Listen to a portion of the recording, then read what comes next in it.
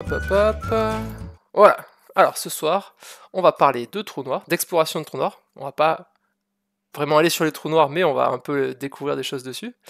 Et donc avec nous pour nous parler de ce sujet, donc Alexis Colero, qui est astrophysicien, donc Université Cité Paris, c'est ça? Université Paris-Cité, oui, Ah oui, c'est je l'ai dit à l'envers, pardon. Paris Diderot Dis pour donc, les ouais. anciens. Ouais. D'ailleurs, c'est là qu'il y a eu les Olympiades, non il y Oui, a pas oui, oui, longtemps. tout à fait, cette Bah année. donc voilà, oui cette année, oui bien Exactement. sûr. Donc, parce que j'y étais, Exactement. j'ai fait un stream là-bas. Ah d'accord, Voilà, donc tu on s'est vois très peut-être bien. croisés, mais on s'est pas on savait pas. Ouais, c'est fort possible. C'était il y a peu de temps en plus. Oui, c'était en C'était février, début février. décembre. D'accord, C'est ouais, ça, ouais. ouais. Le 2-3 février, un truc comme ça. Mhm. Donc, bonsoir. Est-ce que, avant de commencer le business, de parler de... Tiens, ça je mets ça à l'écran, ça a pas intérêt. Avant de parler de trou noir, est-ce que tu veux nous parler un petit peu de ton cursus? Qu'est-ce qui t'a amené à faire cette recherche-là? Ok, très bien. Bah, bonsoir à toutes et à tous déjà. Donc oui, je peux commencer par me présenter. Donc Alexis Colero, je suis astrophysicien au laboratoire Astroparticules et Cosmologie, qui est situé sur le campus effectivement de l'Université Paris-Cité. Alors moi je travaille, on aura le temps d'en discuter plus largement ensuite, mais je travaille sur tout ce qui est toute l'astrophysique des hautes énergies, en particulier sur les objets compacts et plus précisément les trous noirs, d'un point de vue observationnel. Et donc j'ai un cursus assez classique, essentiellement universitaire. Donc j'ai fait une licence de physique, un master, enfin une première année de master de physique fondamentale, et puis ensuite j'ai intégré le Master 2, la deuxième année de master spécialisée en astronomie et astrophysique à l'Observatoire de Paris. Donc voilà, et puis à l'issue de ce master, j'ai fait une thèse de doctorat au laboratoire AIM, au CEA à Saclay, sur l'astrophysique des hautes énergies et en particulier d'un point de vue observationnel, du coup. Ma thèse portait sur ce qu'on appelle des systèmes binaires X, c'est-à-dire des couples d'étoiles dont l'une des deux est en fait un objet compact, un trou noir ou une étoile à neutrons, en rotation autour d'une étoile en pleine vie. Et donc on observe des phénomènes un peu particuliers dans ce type d'objet, et plus précisément une partie de la masse de l'étoile compagnon, donc de l'étoile qui est en pleine vie, qui est attirée, qui est accrétée par l'objet compact, par le trou noir en particulier. Et donc, c'est des objets qu'on observe à différentes longueurs d'onde, à différentes énergies, c'est que ça soit dans le domaine visible ou à très haute énergie, dans le domaine des rayons X ou des rayons gamma, pour mieux comprendre en particulier tous ces phénomènes d'accrétion et d'éjection, dont on pourra parler peut-être un petit peu Ah plus bah en détail ouais, ensuite, et j'espère. qu'on observe On est là à pour ça. proximité de ces trous noirs. Ok, super, super. Voilà. Et qu'est-ce qui t'a donné envie de faire ça Tu savais quand t'avais 5 ans, t'étais la tête dans les étoiles déjà ou... Ouais, c'est une bonne question. En fait, je ne saurais pas dire exactement. Je pense qu'il y a eu différents facteurs, en particulier l'éclipse de Soleil en 1999. Je crois que ça a été un peu un élément déclencheur. Alors, j'ai toujours été intéressé par les sciences, très clairement. Ensuite, à trancher entre une carrière d'ingénieur ou une carrière de chercheur, je pense que ça s'est fait progressivement. J'ai aussi eu des enseignants en physique-chimie, en particulier au lycée, qui m'ont donné la passion pour ce domaine, et plus précisément ensuite pour l'astrophysique. Mais voilà, je crois que c'est un concours de circonstances. Il y a eu un intérêt déjà assez jeune pour le domaine. J'étais astronome amateur, en fait, quand j'étais petit. Ce qui n'est pas le D'accord. cas de l'ensemble de mes Ah collègues, non, notamment. Je pas pense tout le monde. qu'on est un peu des deux. Il y a des personnes qui sont arrivées à l'astrophysique par la physique et d'autres qui sont plutôt arrivées dans ce domaine par l'observation du ciel et voilà, ce côté proche des objets qu'on peut observer directement avec nos petits instruments amateurs. Voilà, ça c'était en particulier pour ce qui me concerne, c'est effectivement comme ça que j'en suis arrivé là. Voilà, avec après des choix d'études qui se sont faits au fur et à mesure et qui se sont Hmm. affinés. Oui, c'est-à-dire que tu t'as été conforté dans tes choix. Dans tes choix. Ok, ok. Ah, salut Baywin, c'est un pilier de comptoir du stream qui revient là, qui va te poser énormément de questions, hein. Je te Avec préviens plaisir, tout je de suis là suite. pour ça. Et donc, sur l'article que j'avais lu de toi, tu parlais de 2 missions. Est-ce que toi, tu vas travailler dans ces missions-là? Tu vas travailler sur l'exploitation des données des missions? Oui, tout à fait. Alors, c'est deux missions spatiales qui sont en fait des collaborations entre plusieurs pays européens et la Chine. Deux missions spatiales qui s'appellent SVOM d'une part et la deuxième Einstein Probe et qui visent justement à étudier les phénomènes de hautes énergies et en particulier tous ces processus qu'on peut observer à proximité des trous noirs. Donc à l'heure actuelle, je suis impliqué sur les deux missions. Donc la première, Einstein Probe, a été mise en orbite début janvier 2024. Et la seconde, SVOM, normalement, si tout se passe bien, devrait être lancée le 24 juin prochain. Voilà. Ok. Oui, c'est Donc on bientôt. participe à différents titres, en particulier pour ce qui est de SVOM, on a participé en fait, à la construction des instruments, Ok. d'un instrument plus précisément qui sera sur le satellite. Et on est très impliqué actuellement, en particulier au laboratoire APC, sur l'implémentation, le développement de l'ensemble des logiciels de traitement des données d'un des instruments qui s'appelle Éclair. D'accord. Alors, ça, c'est pour SVOM. Et pour Einstein Probe, là, on n'intervient pas directement sur la conception des instruments, mais c'est surtout sur le traitement des données, l'analyse, l'interprétation scientifique en collaboration directe avec différentes équipes européennes et des équipes chinoises aussi. Ok, super. Est-ce que tu veux que je te laisse un peu libre? Commence par ce que tu veux, peut-être? Parce que comme ça, Bah, peut-être t'as alors, une plus grande idée de ce que comment ça peut s'articuler. ouais, Euh, alors, c'est comme tu veux. Soit je Ouais, non, mais prends si, je pense des que ça a questions au plus fur et à sens. mesure. Du coup, par quoi tu veux commencer en fait à. Attends, Eh juste ben, une chose, je vais prendre un clavier qui fait moins de bruit. Parce que celui que j'ai normalement, il fait tellement de bruit qu'on entend plus sur le clavier que les. Et des fois, je réponds au petit bonjour et tout dans le chat directement sans t'interrompre, tu vois. Et donc, du coup, hop, comme ça, j'ai un clavier un peu silencieux. Comme je t'avais dit, hein, je suis un peu à l'arrache, comme d'habitude. Je commence le stream, on s'installe en même temps, voilà. Alors, pardon, je t'ai alors, coupé, vas-y. non, non, ce que je peux faire, c'est éventuellement partager mon Ouais, écran, comme ça, je peux diffuser quelques slides. Alors, je ne sais pas ce que vous voyez là. Est-ce que on voit ce que tu partages. on voit On- l'ensemble de l'écran, c'est Ouais, bon? ouais, ouais, on voit tout, ouais. Ok, alors j'ai pas forcément prévu de présentation Il n'y a pas de formelle. problème. Ouais, ouais, C'est plutôt pour peut-être pour amorcer la discussion. Et puis évidemment, l'idée c'est que vous m'arrêtiez quand il y a des questions, que ça soit le plus interactif possible. exactement. Euh, je peux peut-être commencer par expliquer un petit peu le contexte dans lequel on évolue, en particulier dans le contexte de l'astronomie des hautes énergies à l'heure actuelle. Donc là, sur le slide, je parle d'astronomie multimessager, euh, qui est finalement une nouvelle manière de regarder ces objets, en particulier les trous noirs, les étoiles à neutrons. Donc je vais peut-être expliquer déjà dans un premier temps ce que c'est que cette astronomie multimessager. Peut-être que tout le monde n'est pas forcément au courant de ces évolutions qui sont finalement assez récentes hein, dans notre manière d'observer l'univers, d'observer le ciel. Et puis après, je parlerai peut-être un petit peu plus précisément de ces deux missions spatiales, ce qu'on va faire et comment est-ce qu'on envisage en tout cas de traiter ces données et les résultats auxquels on espère accéder grâce à ces nouveaux instruments. Ça va si je fais les choses dans cet Ouais, ordre? c'est très bien. Très bien. Alors ça, j'ai souvent tendance à prendre cette image pour expliquer au travers d'une analogie un peu ce qu'on fait lorsqu'on fait de l'astronomie multimessager. Donc, comme son nom l'indique, en fait, l'astronomie multimessager, c'est une approche qui vise à observer le ciel, non pas uniquement grâce aux photons ou au rayonnement électromagnétique qui nous parvient des objets, mais à utiliser maintenant d'autres messagers. Ces autres messagers étant essentiellement ce qu'on appelle les ondes gravitationnelles, les neutrinos de haute énergie, les rayons cosmiques, donc ces particules ou ces ondes qui nous permettent d'explorer ces objets astrophysiques, ces astres, mais avec autre chose que de la lumière. Et finalement, bah, l'approche qu'on utilise, elle est un peu analogue à celle qu'on voit sur cette image où vous avez des personnes qui ont toutes les yeux bandés. Ça plaît beaucoup. Euh, comment? Elle plaît beaucoup, cette image. Donc je vais essayer de la détailler un petit peu, mais je pense que tout le monde a compris l'idée. Donc toutes les personnes qu'on a sur l'image ont les yeux bandés et elles sont toutes en train de toucher un éléphant sans forcément évidemment savoir qu'elles sont face à un éléphant et donc Eh elles oui. essayent toutes de deviner l'objet qui est en face d'elles. Et donc, il y en a qui voient, je ne sais pas, un serpent, d'autres un arbre, d'autres un mur, une corde, un éventail. Enfin voilà, donc chacun y va de sa propre idée, de sa propre hypothèse.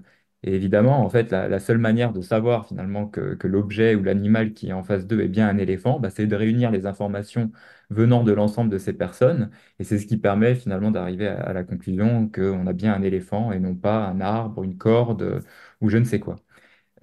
Et finalement, nous, notre démarche en tant qu'astrophysicien, observateur, qui utilise justement cette nouvelle approche multimessager, bah, c'est de combiner l'information venant de différents messagers les photons, les ondes électromagnétiques d'un côté, mais aussi les neutrinos, les ondes gravitationnelles, éventuellement les rayons cosmiques. Et c'est en combinant toutes ces informations venant de différents messagers qu'on comprend mieux, ou qu'on espère mieux comprendre en tout cas, la physique qui règne à proximité de ces objets, qui sont essentiellement des objets compacts. On aura le temps de revenir là-dessus un petit peu plus tard. D'accord, ouais, Voilà, ça c'est un peu comme la dualité de la lumière, quoi. Des fois c'est un euh, corpuscule, des fois c'est une onde, et en fait faut essayer de trouver un peu qu'est-ce que ça peut être. oui, alors la différence, c'est que là, plutôt que d'utiliser un seul messager qui Oui. peut effectivement obéir à cette propriété duale, on utilise différents messagers qui sont soit des ondes, soit des particules, qui peut être une onde et une particule à la fois, en particulier pour ce qui est du rayonnement électromagnétique. Voilà, c'est d'utiliser différents messagers. Alors évidemment, ça c'est la théorie. En réalité, les choses sont un petit peu plus compliquées parce que détecter ces nouveaux messagers, c'est pas forcément chose facile. On sait observer maintenant le rayonnement électromagnétique sur l'ensemble du spectre, en Mm. plus, hein, depuis la radio jusqu'aux très hautes énergies. Ça, c'est quelque chose qu'on fait de manière assez courante et les astrophysiciens ont acquis une vraie expertise pour observer le ciel sur l'ensemble de ce spectre. Par contre, détecter les ondes gravitationnelles, détecter les neutrinos de haute énergie, les rayons cosmiques, c'est beaucoup plus compliqué. C'est aussi compliqué par le simple fait que finalement le flux de rayonnement associé à ces messagers est extrêmement faible. Donc en fait, la probabilité de détecter des neutrinos de haute énergie, des rayons cosmiques, des ondes gravitationnelles est beaucoup plus faible. Et donc, l'ensemble de ces facteurs fait que, en réalité, voilà, c'est des observations qui sont encore très compliquées. Alors j'ai déjà une question. Ouais. Euh, Comment on détermine, donc Bellwin, je t'avais dit qu'il allait en poser des questions, hein. Comment on détermine qu'il y a suffisamment de messages pour avoir l'estimation de l'ensemble? C'est-à-dire qu'à quel moment on se dit c'est bon, on a compris. Bah, c'est une très bonne question. Alors, je ne sais pas si je pourrais y apporter une réponse évidente. Euh, on n'est jamais sûr d'avoir compris, en fait. On propose des modèles.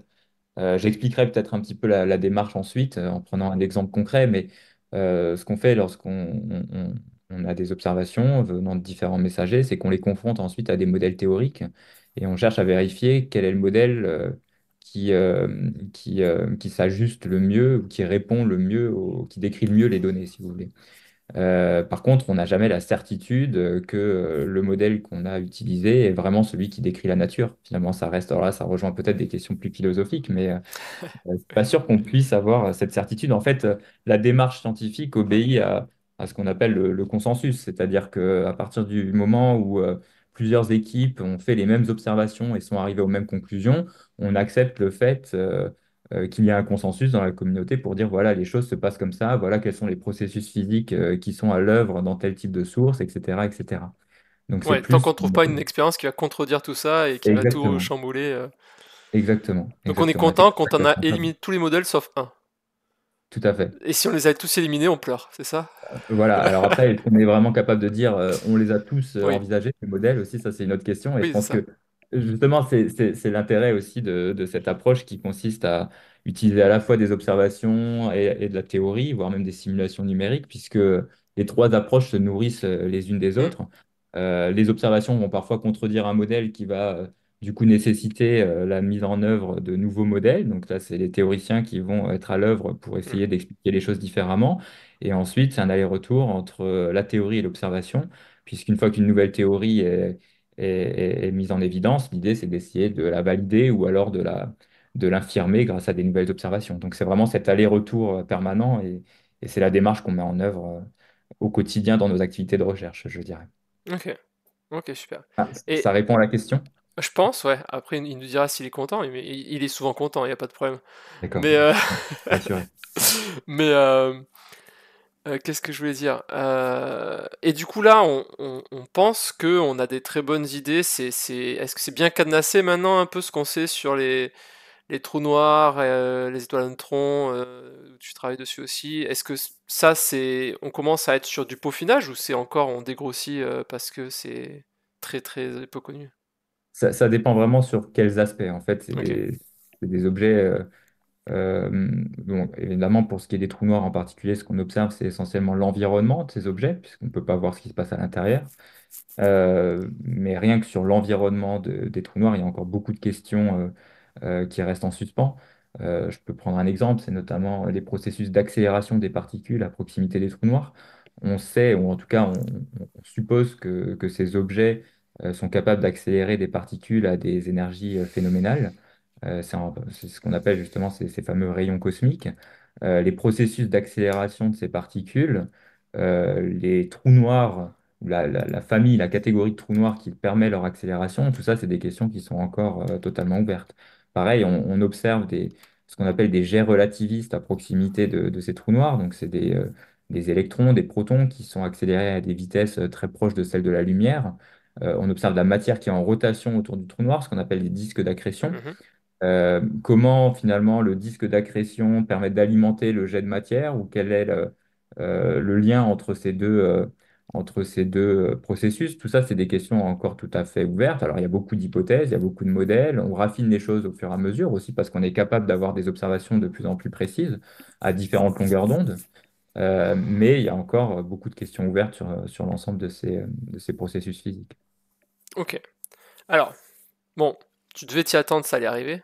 Question sur, sur l'énergie sombre. Il y a quelqu'un, il y a Delwin qui demande, avec cette technique de messager un peu éclectique, est-ce qu'on peut estimer l'énergie sombre? Il demande. Alors, pas à ma connaissance. Là, c'est vraiment les observations électromagnétiques qui sont les mieux placées. Et je pense que il y a un certain nombre de personnes ici qui ont dû entendre parler notamment du satellite Euclide, qui a été mis en orbite il y a un petit peu moins d'un an maintenant par l'Agence spatiale européenne. Et ça, c'est vraiment un des enjeux principaux de ce satellite qui va viser finalement, enfin qui a déjà commencé d'ailleurs assez récemment, à cartographier le ciel, à faire une étude très, très fine finalement des galaxies. Pour justement cartographier la matière noire et évaluer l'énergie sombre dans l'univers. Donc là, c'est vraiment des observations électromagnétiques finalement qui permettent aujourd'hui de réaliser ce genre d'études plus que l'étude des ondes gravitationnelles, des neutrinos de haute énergie. Alors pour autant, les ondes gravitationnelles comme l'observation des neutrinos de haute énergie, c'est un domaine de recherche qui permet aussi des avancées quand même en matière de physique fondamentale, puisque ça permet de contraindre euh, notamment ce qu'on appelle la constante de Hubble, donc le taux d'expansion de l'univers. En fait, notre capacité à observer les mêmes sources au travers des ondes gravitationnelles et de la lumière, donc du rayonnement électromagnétique, ça permet de remonter à une estimation, on espère plus précise. Alors ça, c'est une problématique liée à l'échantillon d'observation actuelle, donc au nombre de sources qui ont été observées au travers des ondes gravitationnelles. Donc pour le moment, les barres d'erreur sont quand même encore assez grandes, mais ça devrait être une nouvelle méthode qui permettra d'affiner ou de contraindre davantage, notamment cette mesure donc, de la constante de Hubble. C'est un exemple parmi d'autres. Voilà, il y a d'autres, notamment avec les ondes gravitationnelles, on cherche à mesurer aussi la vitesse finalement de propagation de ces ondes gravitationnelles, la possible existence de ce qu'on appelle un graviton, qui serait une nouvelle particule associée finalement à ces ondes gravitationnelles. Voilà, donc il y a un certain nombre de questions de physique fondamentale qu'on peut tenter d'approfondir grâce à l'observation de ces nouveaux messagers. Mais à ma Ok, connaissance, pour ce qui est de la matière ou de l'énergie sombre, pardon, là c'est essentiellement les observations électromagnétiques et la cartographie de l'univers à haut redshift qui permettra d'avancer sur cette question. d'accord. Ok, parce que l'énergie sombre, on peut, on peut pas la voir directement, si je me trompe, si. C'est ça, Non, on la voit on cartographie le truc qui va à côté et on voit du coup qu'est-ce qui se passe et suivant comment ça se passe, alors on peut en exactement. déduire qu'est-ce que... Parce que... Exactement. C'est Oui, ok. vraiment des observations indirectes, hein, et c'est un peu comme pour les trous noirs. Finalement, il y a Oui, une similitude dans l'approche là, puisqu'on observe les environnements ou l'impact du trou noir sur son environnement plus que l'objet lui-même. ouais. Oui, ça. D'accord, oui, on regarde les effets et on essaie d'en déduire des choses. Exactement. Ok. Ok, super. Donc, alors, du coup, bon, on a compris maintenant un peu, en théorie, comment on peut... on essaye de prendre un peu par différents aspects pour comprendre qu'est-ce que sont les objets. Voilà, ça c'est la démarche. Maintenant, je vais peut-être essayer d'expliquer un petit peu plus en détail le type d'objet Mhm. qu'on observe. Alors, je ne sais pas, dans mes slides, là, j'avais différentes choses. Alors, simplement, là, pour finir sur ce qui est de la démarche, C'est vrai que jusqu'à maintenant, on a observé le ciel essentiellement grâce au rayonnement électromagnétique, hein, Bien grâce à sûr. la lumière. Historiquement, bah, les premières observations faites avec un autre instrument que notre œil, que Mm, l'œil de l'être humain, c'est probablement les observations faites par Galilée au début du XVIIe siècle, grâce aux premières lunettes astronomiques qui ont permis l'observation des anneaux de Saturne, des phases de Vénus, évidemment des observations plus détaillées de la Lune.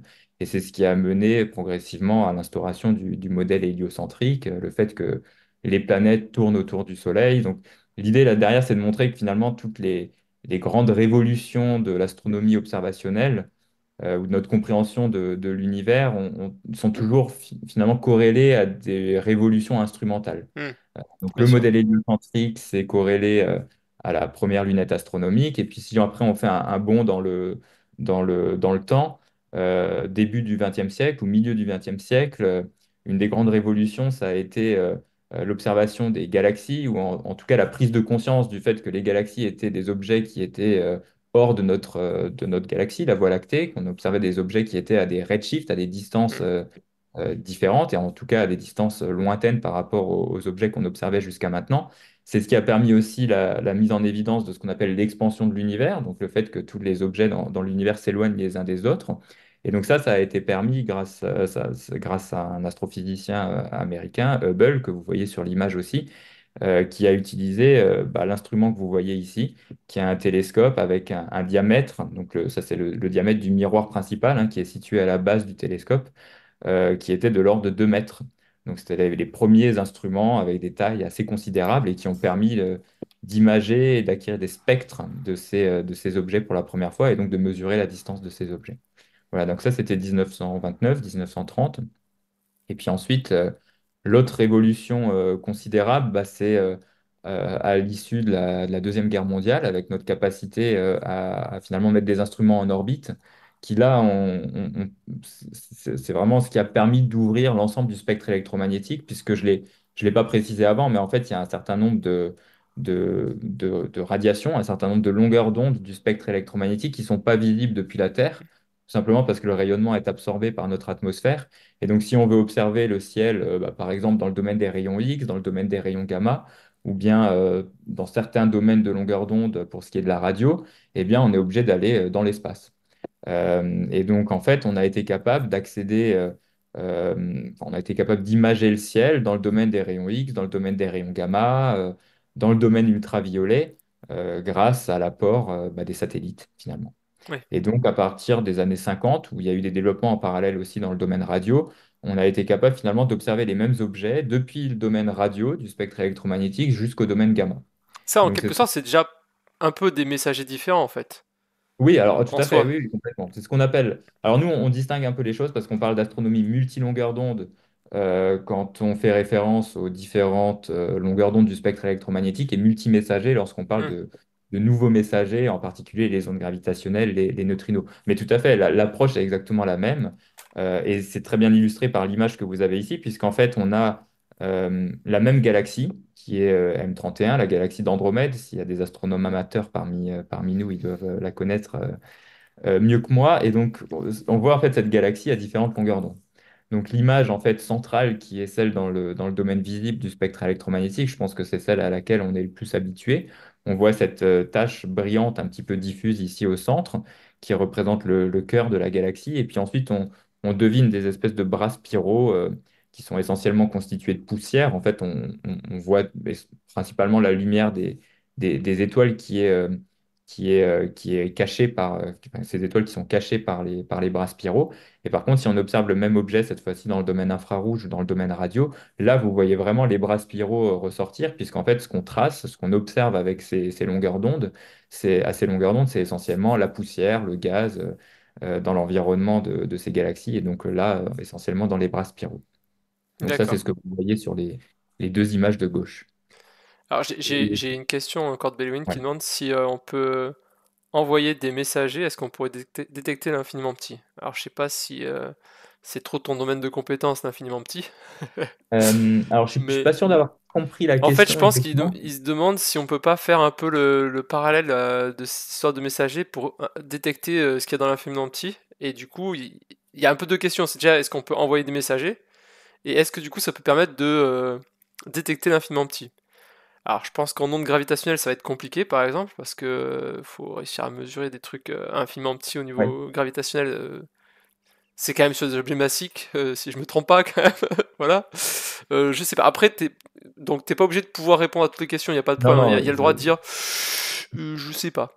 ouais, alors là, le problème, si je comprends bien, il y a l'idée d'envoyer les messagers Hmm. nous-mêmes, c'est ça. Ouais, il y avait ça, C'est-à-dire oui. qu'il faut qu'on soit capable de les générer déjà, ces Hmm. messagers. Alors, je l'expliquerai peut-être un petit peu plus tard, mais générer des ondes gravitationnelles, en particulier des ondes gravitationnelles avec des amplitudes telles qu'on peut espérer les détecter ou qui sont similaires à celles qu'on observe venant des sources astrophysiques qui nous intéressent, c'est très compliqué puisqu'il faut accélérer des masses conséquentes. Là, on parle de masses qui sont de plusieurs fois la masse de notre Soleil, hein. Donc, voilà, c'est compliqué de générer des ondes gravitationnelles avec la même amplitude et les mêmes caractéristiques que celles qu'on observe. Pour les neutrinos de haute énergie, alors les neutrinos, en fait, c'est des particules. Bon, là, je ne suis pas rentré dans les détails, je n'ai pas forcément expliqué ce que c'est que ces Non. neutrinos. C'est des particules qui sont prédites par le modèle standard, hein, qui sont observées, qui sont en fait même observées systématiquement lors d'interactions nucléaires. Lors de désintégrations radioactives, vous avez des neutrinos qui sont créés. Donc ça, c'est pas forcément le problème que de les générer. Par contre, les générer avec des propriétés similaires aux neutrinos qu'on observe dans les sources astrophysiques, c'est un petit peu plus compliqué. En tout cas, si on veut reproduire des environnements similaires Parce à qu'ils ont ceux des qu'on... énergies monstrueuses, c'est ça? Ils ont des énergies assez importantes, mais ça reste des énergies de l'ordre de ce qu'on est capable Ok. de générer dans des accélérateurs de particules sur Terre. Après, c'est Ok. plutôt les conditions, l'environnement dans lesquels ces neutrinos sont générés qu'il est beaucoup plus compliqué de reproduire sur Terre. Mais néanmoins, il y a toute une branche de l'astrophysique qui s'appelle l'astrophysique de laboratoire, qui vise à reproduire les conditions qu'on retrouve dans certains objets astrophysiques. Alors, ce n'est pas du tout mon domaine d'expertise, mais il y a des équipes de recherche qui essayent de reproduire les conditions de la matière dans des environnements extrêmement denses, tels qu'on peut retrouver à proximité des objets compacts, ou les conditions similaires à celles qu'on peut retrouver dans les plasmas astrophysiques. Ça, c'est des domaines de recherche qui sont tout à fait d'actualité. Ok. Ok, merci. Alors, je ne réponds pas tout à fait à la Non, question mais parce c'est que c'est pas mal pour une question qui était quand même pas au départ, disons, pas forcément dans le domaine dont on parle là, c'était pas mal. C'est pas mal. d'accord, bah, si je dois apporter des compléments, n'hésitez pas à Bah, de toute manière, intervenir. ils diront, hein, s'ils n'ont pas compris finalement, ou ils ont d'autres questions. Je dis pas tout, hein, mais en général, quand ils peuvent dire, voilà, j'ai bien compris, voilà, des trucs. Donc il n'y a pas de problème. D'accord. Bah, je me rends pas forcément compte du niveau de chacun. Donc, s'il y a des termes que j'emploie qui sont pas forcément compréhensibles, alors Ouais, je parlais de longueur d'onde, d'énergie des photons, n'hésite pas à me dire s'il y a des choses qu'il faut ouais, que je clarifie, j'hésiterai hein, pas. que je Tu vois, me... j'ai hésité avec le Redshift. Je me suis dit, bon, c'était peut-être. Alors, ça peut être très long à expliquer pour quelqu'un qui s'y connaît pas, et en même temps, juste dire que c'est comme ça qu'on mesure l'âge des étoiles. Bon, ça suffit, quoi, je pense. Ouais, alors pour ce qui est du redshift, en fait, c'est complètement lié à ce qu'on appelle l'expansion de l'univers, donc le fait que tous les objets s'éloignent les uns des autres dans l'univers. Et ça a pour conséquence, en fait, donc tout rayonnement qui est émis par une source va être décalé en termes de longueur d'onde. C'est-à-dire que si vous observez un rayonnement bleu, alors je schématise un petit peu, mais si une source émet un rayonnement bleu et que cette source est en mouvement par rapport à la Terre, un observateur sur Terre va l'observer un petit peu plus rouge qu'elle ne l'est en réalité. En fait, c'est ce qu'on appelle l'effet Doppler, et c'est exactement le même effet qu'on connaît beaucoup mieux sur Terre d'un point de vue sonore, puisque c'est l'effet que vous avez quand vous avez une sirène, par exemple, d'ambulance qui passe devant vous. Lorsque l'ambulance s'approche de vous, vous entendez un son qui est de plus en plus aigu, et lorsque l'ambulance va s'éloigner de vous, vous allez entendre le son de la sirène qui devient de plus en plus grave. Et ben, c'est exactement le même principe, mais cette fois-ci qui est associé aux ondes électromagnétiques. Lorsqu'un objet s'approche de vous, le rayonnement qu'il émet va se décaler vers le bleu, donc vous allez le voir un petit peu plus bleu qu'il n'a été lorsqu'il a été émis. Et lorsque l'objet s'éloigne de vous, vous le voyez un petit peu plus rouge. Et cette notion de décalage vers le rouge, bah, c'est ce qu'on appelle tout simplement en anglais le redshift. Voilà. Alors, je ne sais pas si ça répond complètement à la question, mais du coup, ce redshift, le fait que le rayonnement est légèrement décalé vers le rouge, c'est une information qu'on utilise pour mesurer les distances, et en particulier la distance des galaxies lointaines. Et c'est ce qui a permis de mettre en évidence l'expansion de l'univers, donc le fait que les objets s'éloignent les uns des autres. Oui, parce que plus on est loin, plus on s'éloigne vite. Donc Exactement. c'est ça. Et Ok, c'est quantifié par cette fameuse constante de Hubble dont je parlais tout à l'heure, qui peut aussi être estimée grâce à l'observation des ondes gravitationnelles. ok, ok. Je pense que c'est bon. Je pense que c'est bon. Très bien. Euh, Vas-y, donc du coup, je te laisse reprendre, hein. je reviens Ouais. sur mes images là. Donc, j'ai décrit ce qui se passait dans le domaine radio et dans le domaine infrarouge. Et puis en fait, si on regarde la même galaxie cette fois-ci dans le domaine ultraviolet ou dans le domaine des rayons X, bah, vous voyez qu'on voit plus du tout la même chose.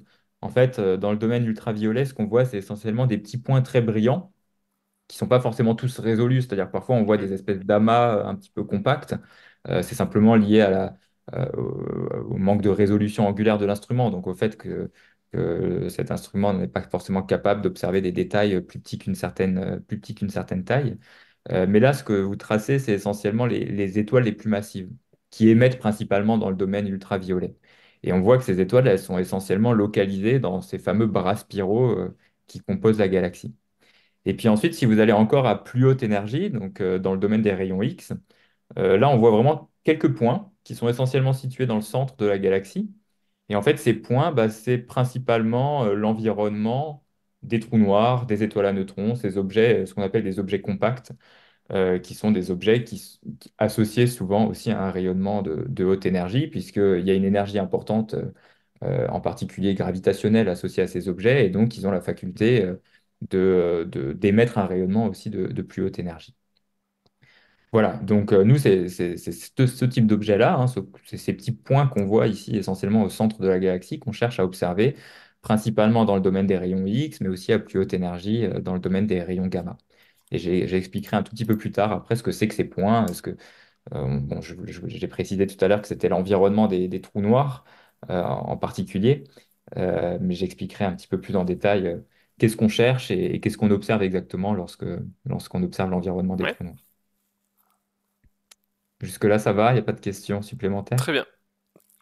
Très Ok. bien, très bien. Bon, alors ça, je vais passer là-dessus. Et donc, je vais me focaliser ici sur un type d'objet astrophysique, ce qu'on appelle les sursauts gamma, qui sont liés justement aux trous noirs ou aux étoiles à neutrons dont je parlais tout à l'heure. Et en fait, j'utilise cet exemple parce que, d'une part, c'est ce type d'objet qu'on va chercher à observer, notamment avec le satellite SVOM. Et en fait, c'est assez intéressant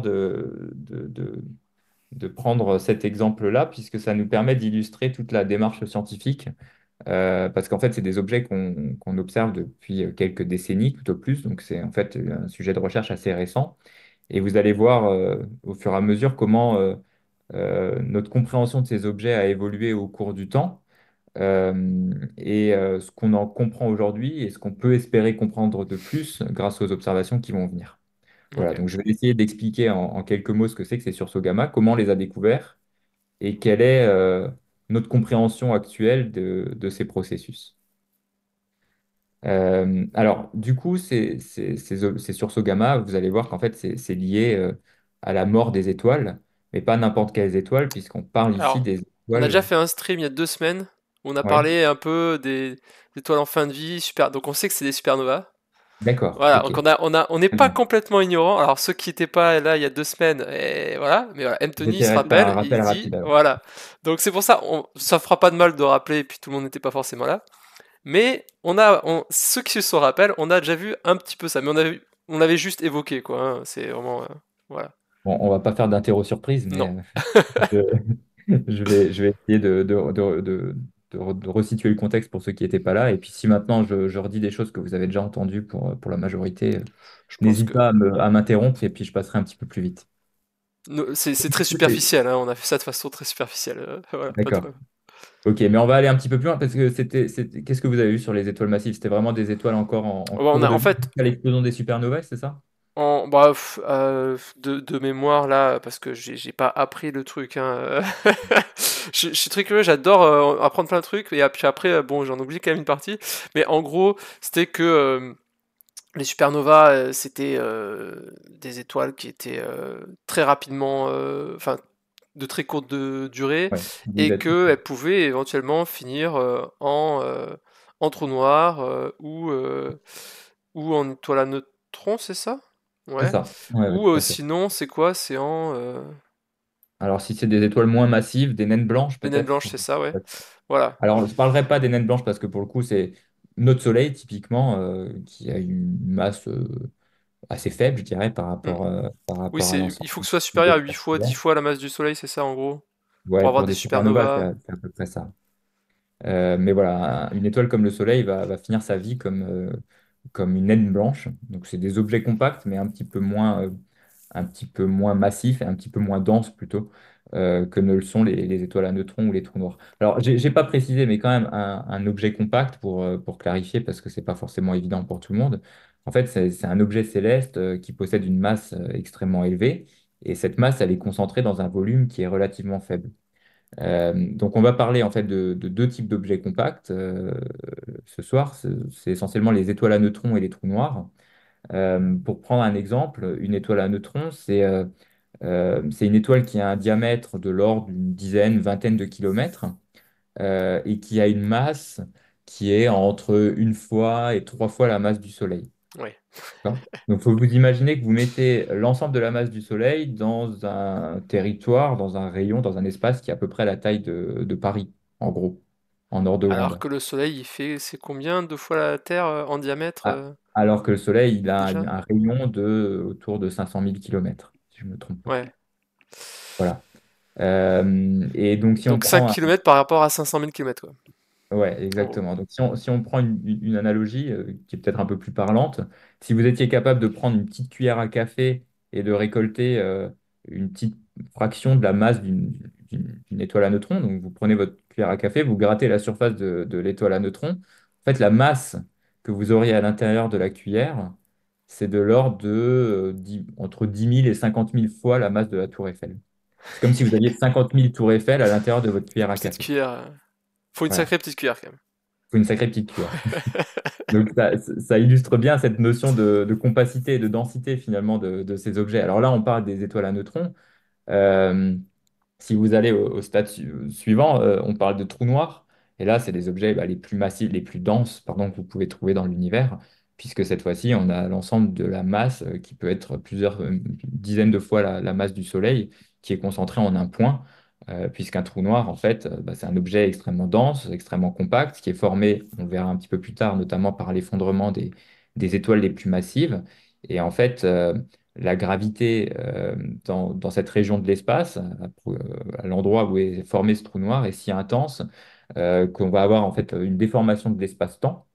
Et cette déformation est telle que la gravité est tellement intense dans cette région de l'espace-temps que plus rien ne peut s'échapper de cette région, pas même la lumière. Voilà, c'est ça qu'on appelle un trou noir.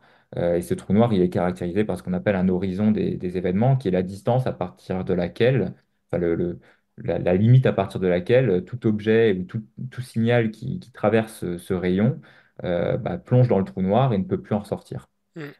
C'est pour ça qu'on parle de trou Trou noir, noir. puisque a priori, il n'y a aucun signal, il n'y a aucune lumière, il n'y a aucun messager qui peut nous parvenir après être sorti de ce trou noir. Donc, ce qu'on observe, c'est essentiellement l'environnement et c'est là Aucun qui messager, mais la gravité, c'est quand même un messager du coup. la gravité. Alors, je ne sais pas si on peut parler de messager pour ce qui est de la gravité, mais la courbure de l'espace-temps, qui est finalement la description de la gravité dans la relativité générale, peut être associée, peut engendrer des ondes gravitationnelles. En fait, les ondes gravitationnelles, c'est une onde qui se propage dans Oui. l'espace-temps et qui est liée à l'accélération des masses Donc un dans, trou noir, il a quand même ce type de messager là du coup, non? Si je comprends bien. le trou noir peut être associé à des ondes gravitationnelles, on le verra un petit peu plus tard. Mais disons qu'elles émanent pas directement de l'intérieur du trou noir, ces ondes gravitationnelles. Ouais, mais Euh, est-ce que peuvent le traverser quand même? alors, je Ou ne sais est-ce pas qu'ils sont si on peut, capturés?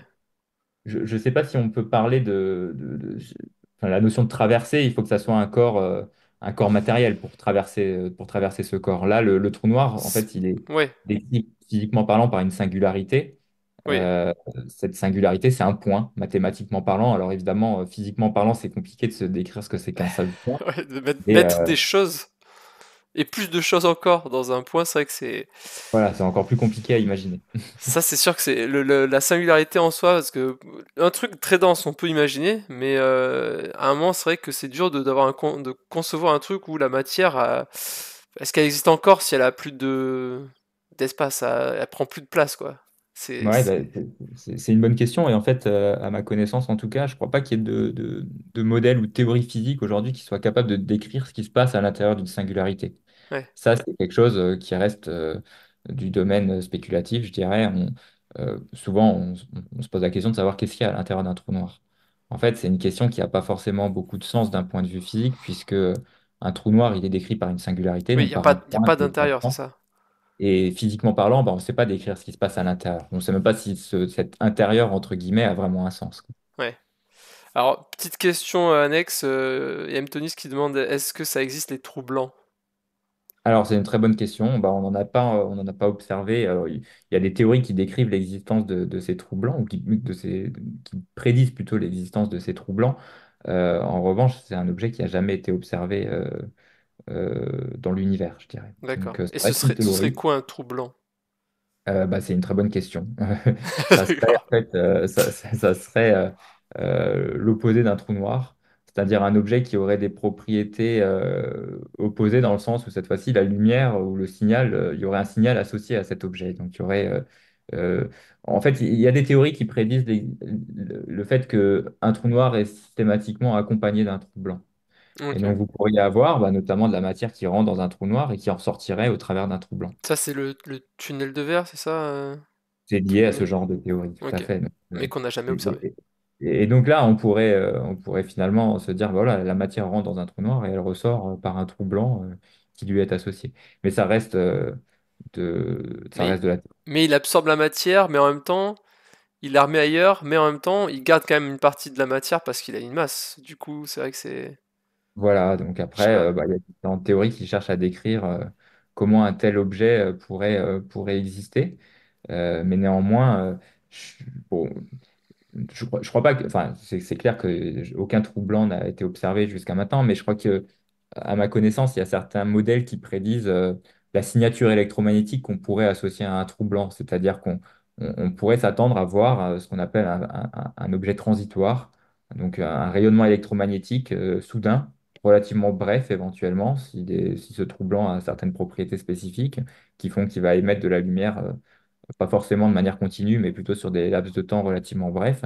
Et donc, vous pourriez avoir un objet de ce type-là observé éventuellement dans l'univers, ou en tout cas, imaginer observer un objet transitoire dans l'univers et se dire, bah, on a peut-être affaire à un trou blanc. Donc après, c'est encore une fois cet aller-retour entre théorie et observation, où il s'agit de récolter l'observation, les données associées, et puis essayer d'interpréter ça comme enfin, la lumière des théories existantes, en particulier celle relative aux trous blancs potentiellement. Mais je pense qu'on a beaucoup d'autres manières d'expliquer aujourd'hui les phénomènes transitoires qu'on observe dans l'univers, donc des phénomènes qui ont lieu sur des laps de temps relativement courts, sans forcément invoquer la notion de trou blanc en elle-même. Ok. Bon. On sait toujours pas ce que c'est qu'un sursaut gamma. Alors j'y reviens du coup. Tu Euh, comprends pourquoi des fois il y a des strips qui durent longtemps, hein. ouais, effectivement, je comprends mieux maintenant. Ouais. Donc je vais essayer d'expliquer ce que c'est que ces sursauts gamma en prenant les choses chronologiquement. Je vais essayer de vous montrer comment est-ce qu'ils ont été découverts et comment progressivement on a compris à quoi on Comment avait s'est affaire. construite la science du sursaut gamma? Exactement. Alors en fait, alors je sais pas, toc, ouais, ok. Euh, donc en fait, les sursauts gamma ont été détectés de manière assez fortuite. Euh, pour la raison suivante. En fait, donc on est dans un contexte assez particulier, c'est en pleine guerre froide. Les États-Unis et l'URSS avaient signé un traité de non-prolifération nucléaire. Et en fait, très rapidement, les États-Unis ont cherché à vérifier que l'URSS respectait bien ce traité. En particulier, ne procédait plus à d'essais nucléaires dans l'atmosphère ou dans l'espace. Et donc, les États-Unis ont mis en orbite des satellites. Donc, c'est des satellites du type de ceux que vous avez sur l'image de gauche. En fait, c'était une constellation de satellites. Donc là, vous en avez deux. Chaque fois, ils étaient mis en orbite par deux. et puis se détachaient une fois en orbite, c'est le dessin que vous avez sur la droite. Et donc, c'est des satellites qui visaient à observer, alors non pas forcément l'univers, mais plutôt l'atmosphère terrestre, à la recherche de signatures, de signaux gamma, associés à des explosions nucléaires. En fait, chaque fois que vous avez une explosion nucléaire, vous avez des photons qui sont émis à très haute énergie dans le domaine gamma du spectre électromagnétique. Et l'enjeu des Américains, c'était justement de détecter ce signal dans l'éventualité où les Russes, ou l'URSS plutôt, ne respectaient pas le traité de non-prolifération. Et donc, ils ont mis en orbite ces satellites au cours des années 60. Et en fait, très rapidement, ils ont observé des signaux, ce qui n'était pas forcément prévu, ou en tout cas, ce qui n'était pas espéré par les Américains à ce moment-là. Donc, c'est une information qui est restée secret défense pendant quelques années, puisque vous imaginez bien qu'en pleine guerre froide, il y avait quand même une notion assez sensible associée à ces détections. Oui, je vois pas Euh, les Américains dire ah regardez on a détecté ça. Ah et comment vous avez fait? Oups. oui, et puis sur le plan géopolitique, ça avait quand même un certain nombre de conséquences Ah bah oui. assez néfaste. Donc voilà, l'information est restée confidentielle quand même pendant quelques années. Et en fait, ces observations se sont multipliées de plus en plus jusqu'à un moment où ils se sont dit qu'en fait, ils n'avaient pas du tout affaire à des signaux venant de l'atmosphère terrestre, mais qu'il y avait probablement autre chose. C'était probablement une origine extraterrestre. Hmm. Et donc, bah, ils ont Pas des fini petits hommes par... verts hein, extraterrestres qui ne viennent pas non, de la Terre. Ouais, juste voilà, pour c'est ça ça, quoi. exactement, qui n'était pas issu de notre planète ou de son atmosphère. Et donc, ils ont décidé de déclassifier l'information et en particulier de la fournir à la communauté scientifique pour qu'elle s'en empare et qu'elle cherche à comprendre ce que c'était que ces fameux signaux gamma. Et donc, je vous montre simplement ce que c'était qu'un sursaut gamma tel qu'ils étaient observés par ces fameux satellites. Donc là, vous avez en fait, vous allez voir que c'est une petite animation. Vous voyez ma souris? Mhm, ouais, on va. D'accord. Donc là, ce que vous voyez, c'est une carte en fait qui correspond à ce que détectaient les capteurs, les caméras qui étaient à bord de ces satellites.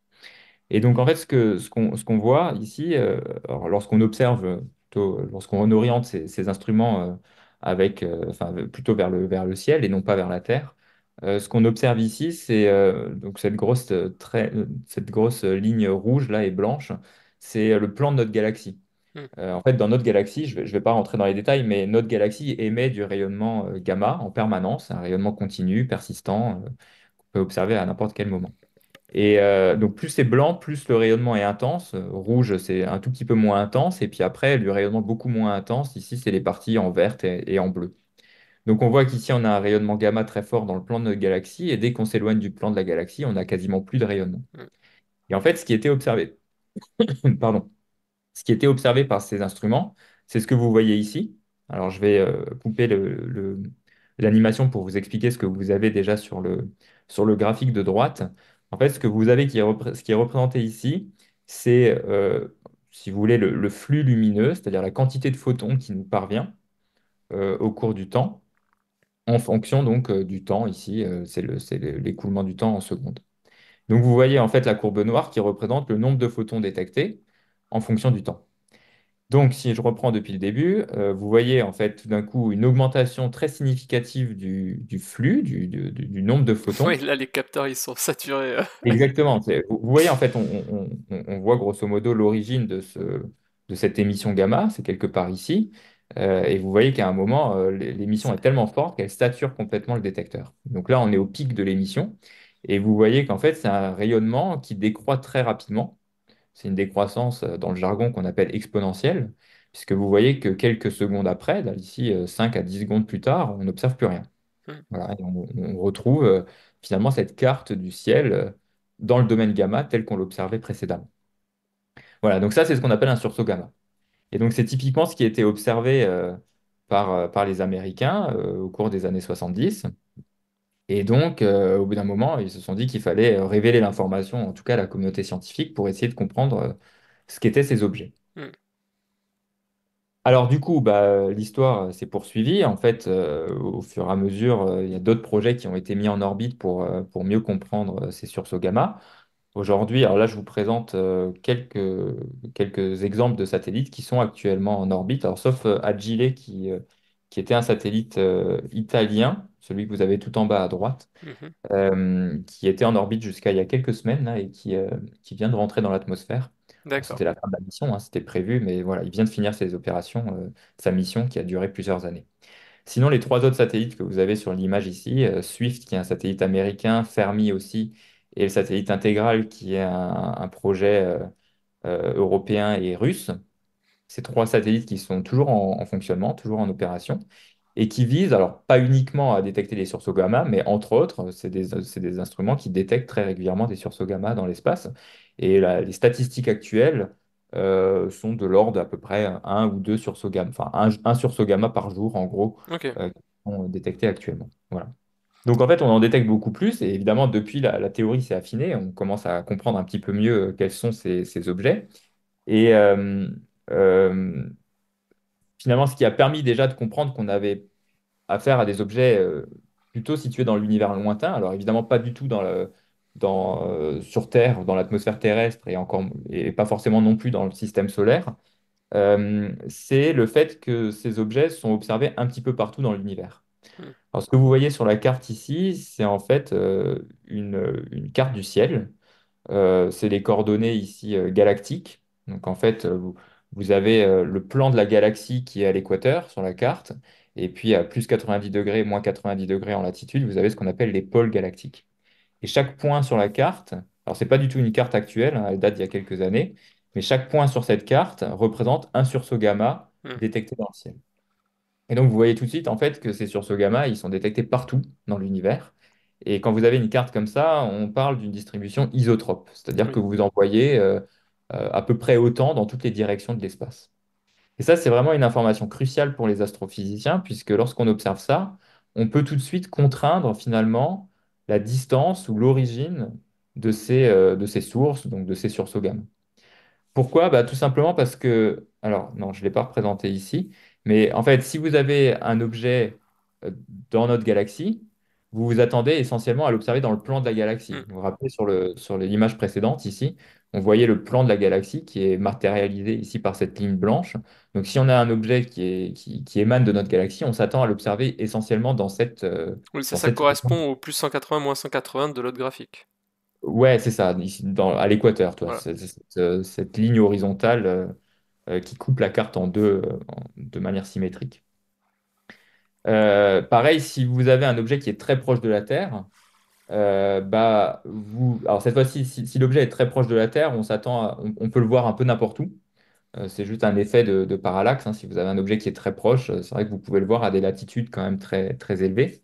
Mais dans ce cas-là, puisque la Terre tourne autour du Soleil, vous vous attendez quand même à voir l'objet bouger dans le ciel au fur et à mesure de l'année. Hmm. Pareil par cette question de parallaxe. Donc ça permettait aussi d'évacuer le fait que ces sursauts gamma sont très proches de nous. Et on sait aussi qu'ils ne sont pas dans notre galaxie puisqu'on s'attendait à les observer uniquement dans le plan galactique. Donc finalement, quand on observe une carte de ce type-là, on se dit tout de suite qu'on a affaire à des objets qui sont relativement ou même très lointains, puisqu'ils sont distribués de manière uniforme sur la carte du ciel. Autrement dit, ils viennent de galaxies très lointaines qui sont elles-mêmes distribuées de manière uniforme dans l'univers. Ouais, ok. Voilà, donc ça c'est vraiment une première information cruciale. Et celle-ci, elle a été acquise, enfin, on a progressivement compris l'origine extragalactique de ces sursauts gamma, je dirais, il y a quelques dizaines d'années maintenant. Et je me suis demandé, le sursaut gamma, puisqu'on ne sait pas encore exactement qu'est-ce qui cause ça, il y a le suspense qui monte, qui monte. Euh, Est-ce que des fois ils se reproduisent au même endroit ou pas? Non, alors vous allez voir qu'en fait, ces sursauts gamma, ils interviennent une fois et ensuite on les observe plus. D'accord. Voilà. Donc c'est Euh, une fois dans la vie de l'objet céleste qu'il le produit. exactement. Ok. Exactement. Voilà, donc ça, c'est une première information qui est quand même assez précieuse pour les astrophysiciens, puisque si on est capable d'estimer ou de contraindre la distance de ces objets, sachant qu'on récolte un certain flux lumineux, c'est-à-dire un certain nombre de photons, on est ensuite capable d'estimer la luminosité intrinsèque de l'objet. Évidemment, le flux lumineux, il dépend lui-même de la distance. Donc, plus vous êtes loin, moins vous récoltez Oui. de photons. Oui, puisque Mais si vous connaissez c'est la dilué par distance, le. C'est comme quand on est plus loin, on entend moins bien quelqu'un qui parle, quoi. Ouais. exactement. C'est exactement le même principe pour la lumière. Plus vous êtes loin, moins vous voyez la source lumineuse, moins vous récoltez de photons. Par contre, si vous connaissez la distance de l'objet et le nombre de photons que vous avez récoltés, bah, vous êtes capable d'estimer le nombre de photons qui ont réellement été émis par cet objet. Mhm. Et donc là, on a affaire à des objets donc, qui sont a priori à des distances très lointaines, mais par contre, le rayonnement récolté, il est extrêmement intense. On le voyait sur la courbe précédente, là, on a un pic qui monte très haut, et en fait, le rayonnement associé à un sursaut gamma, en fait, ça je peux le dire tout de suite, mais c'est de l'ordre de centaines de millions de milliards de soleils. C'est-à-dire que la Ok. luminosité associée, le nombre de photons reçus par seconde, enfin, plutôt l'énergie globale reçue par seconde, toutes les secondes de ces sursauts gamma, c'est comme si vous aviez 100 millions de milliards de soleils à la position du Soleil. Donc vous voyez qu'en fait, là, Oui. on a affaire à des objets qui délivrent des énergies absolument faramineuses. Et en fait, c'est même les objets les plus énergétiques qu'on observe, ou parmi les plus énergétiques qu'on observe actuellement dans l'univers. Ouais. On comprend que ça s'est passé qu'une fois, quoi. On comprend On pourquoi comprend ça que arrive ça pas se tous passe les qu'une jours. fois, chaque fois qu'on en observe un, ça se passe qu'une fois. Ouais, c'est ça. Effectivement, c'est une énergie Parce que bah, continue. faut recharger les batteries, après c'est compliqué, quoi. Oui, effectivement, effectivement. Voilà, donc des objets tout à fait exotiques qui émettent des énergies absolument considérables, comme on n'a aucun exemple similaire sur Terre. Et on arrive à faire du redshift là-dessus ou pas? Genre, si c'était censé. Je sais pas, est-ce qu'on arrive à faire du redshift dessus? Genre, c'est censé être tous à la même longueur d'onde en rayon gamma, mais en fait, ils sont décalés suivant à quel point c'est loin ou pas? Je sais Ouais, pas. c'est une très bonne question. Alors effectivement, le rayonnement gamma, il est décalé à plus basse énergie si l'objet est très lointain.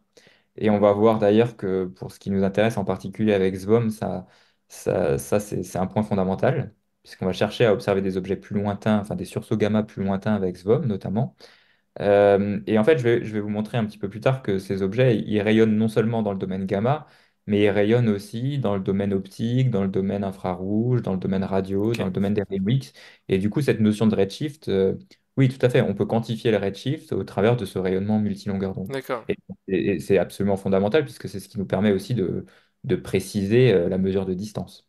Jusque l'intérêt du gamma, c'était de pointer un truc qui était très singulier qu'on voyait pas forcément aussi bien dans les autres trucs parce que bah, il y a moins de brouillard, il y a moins de pollution lumineuse, j'imagine, dans le gamma que dans les autres, et c'est pour Ouais, ça. alors ça, c'est une très bonne question. Effectivement, le ciel en rayon X ou en rayon gamma, enfin, il y a beaucoup moins de sources que dans le domaine visible. Hmm, Donc, du coup, détecter une source transitoire dans le domaine des rayons X, c'est beaucoup plus simple aussi, dans le domaine des rayons X et dans le domaine des rayons gamma. gamma, En ouais. fait, si vous observez le ciel dans le domaine visible, vous avez plein de sources un petit peu partout. Alors déjà, vous avez des objets qui ont une émission persistante, qui ne varie pas au cours du temps. Et en plus de ça, vous avez des objets qui émettent des petits flashs de temps en temps. Et du coup, identifier un objet nouveau, un objet transitoire nouveau dans le ciel, Hmm. dans le domaine visible, c'est beaucoup plus compliqué que dans le domaine gamma, où là, en plus, on a la capacité de construire les instruments que je vous montrais ici. C'est des instruments avec des très grands champs de vue qui sont capables d'observer une très grosse fraction du ciel de Ouais. manière simultanée. Pour Donc essayer ça de permet surveiller justement un maximum du ciel en même temps, quoi. exactement, c'est vraiment une surveillance du ciel en permanence qu'on peut effectuer grâce à ces instruments. Et du coup, j'imagine qu'ils n'ont pas besoin d'être aussi performants que d'autres en termes de résolution et tout ça, parce que si c'est très très lumineux, du coup, bon, si on voit pas très bien tout, on regarde partout quand même, et du coup, c'est mieux comme ça. Ouais, alors c'est une très bonne question là encore. C'est un des gros enjeux en fait. Effectivement, la résolution angulaire de ces instruments est très moyenne, je dirais, par rapport à ce qu'on est capable de Hmm. faire dans le domaine optique, dans le domaine radio. Et du coup, ça nécessite toute la mise en œuvre d'une stratégie multilongueur d'onde derrière pour bien identifier la source dans le ciel. C'est-à-dire Hmm. que quand vous voyez un flash dans le domaine gamma, il va falloir ensuite mettre en œuvre des observations à d'autres longueurs d'onde pour identifier la position exacte et pouvoir suivre justement ce qui se passe à cet endroit-là du ciel sur le plus long terme, éventuellement avec d'autres instruments à d'autres longueurs d'onde.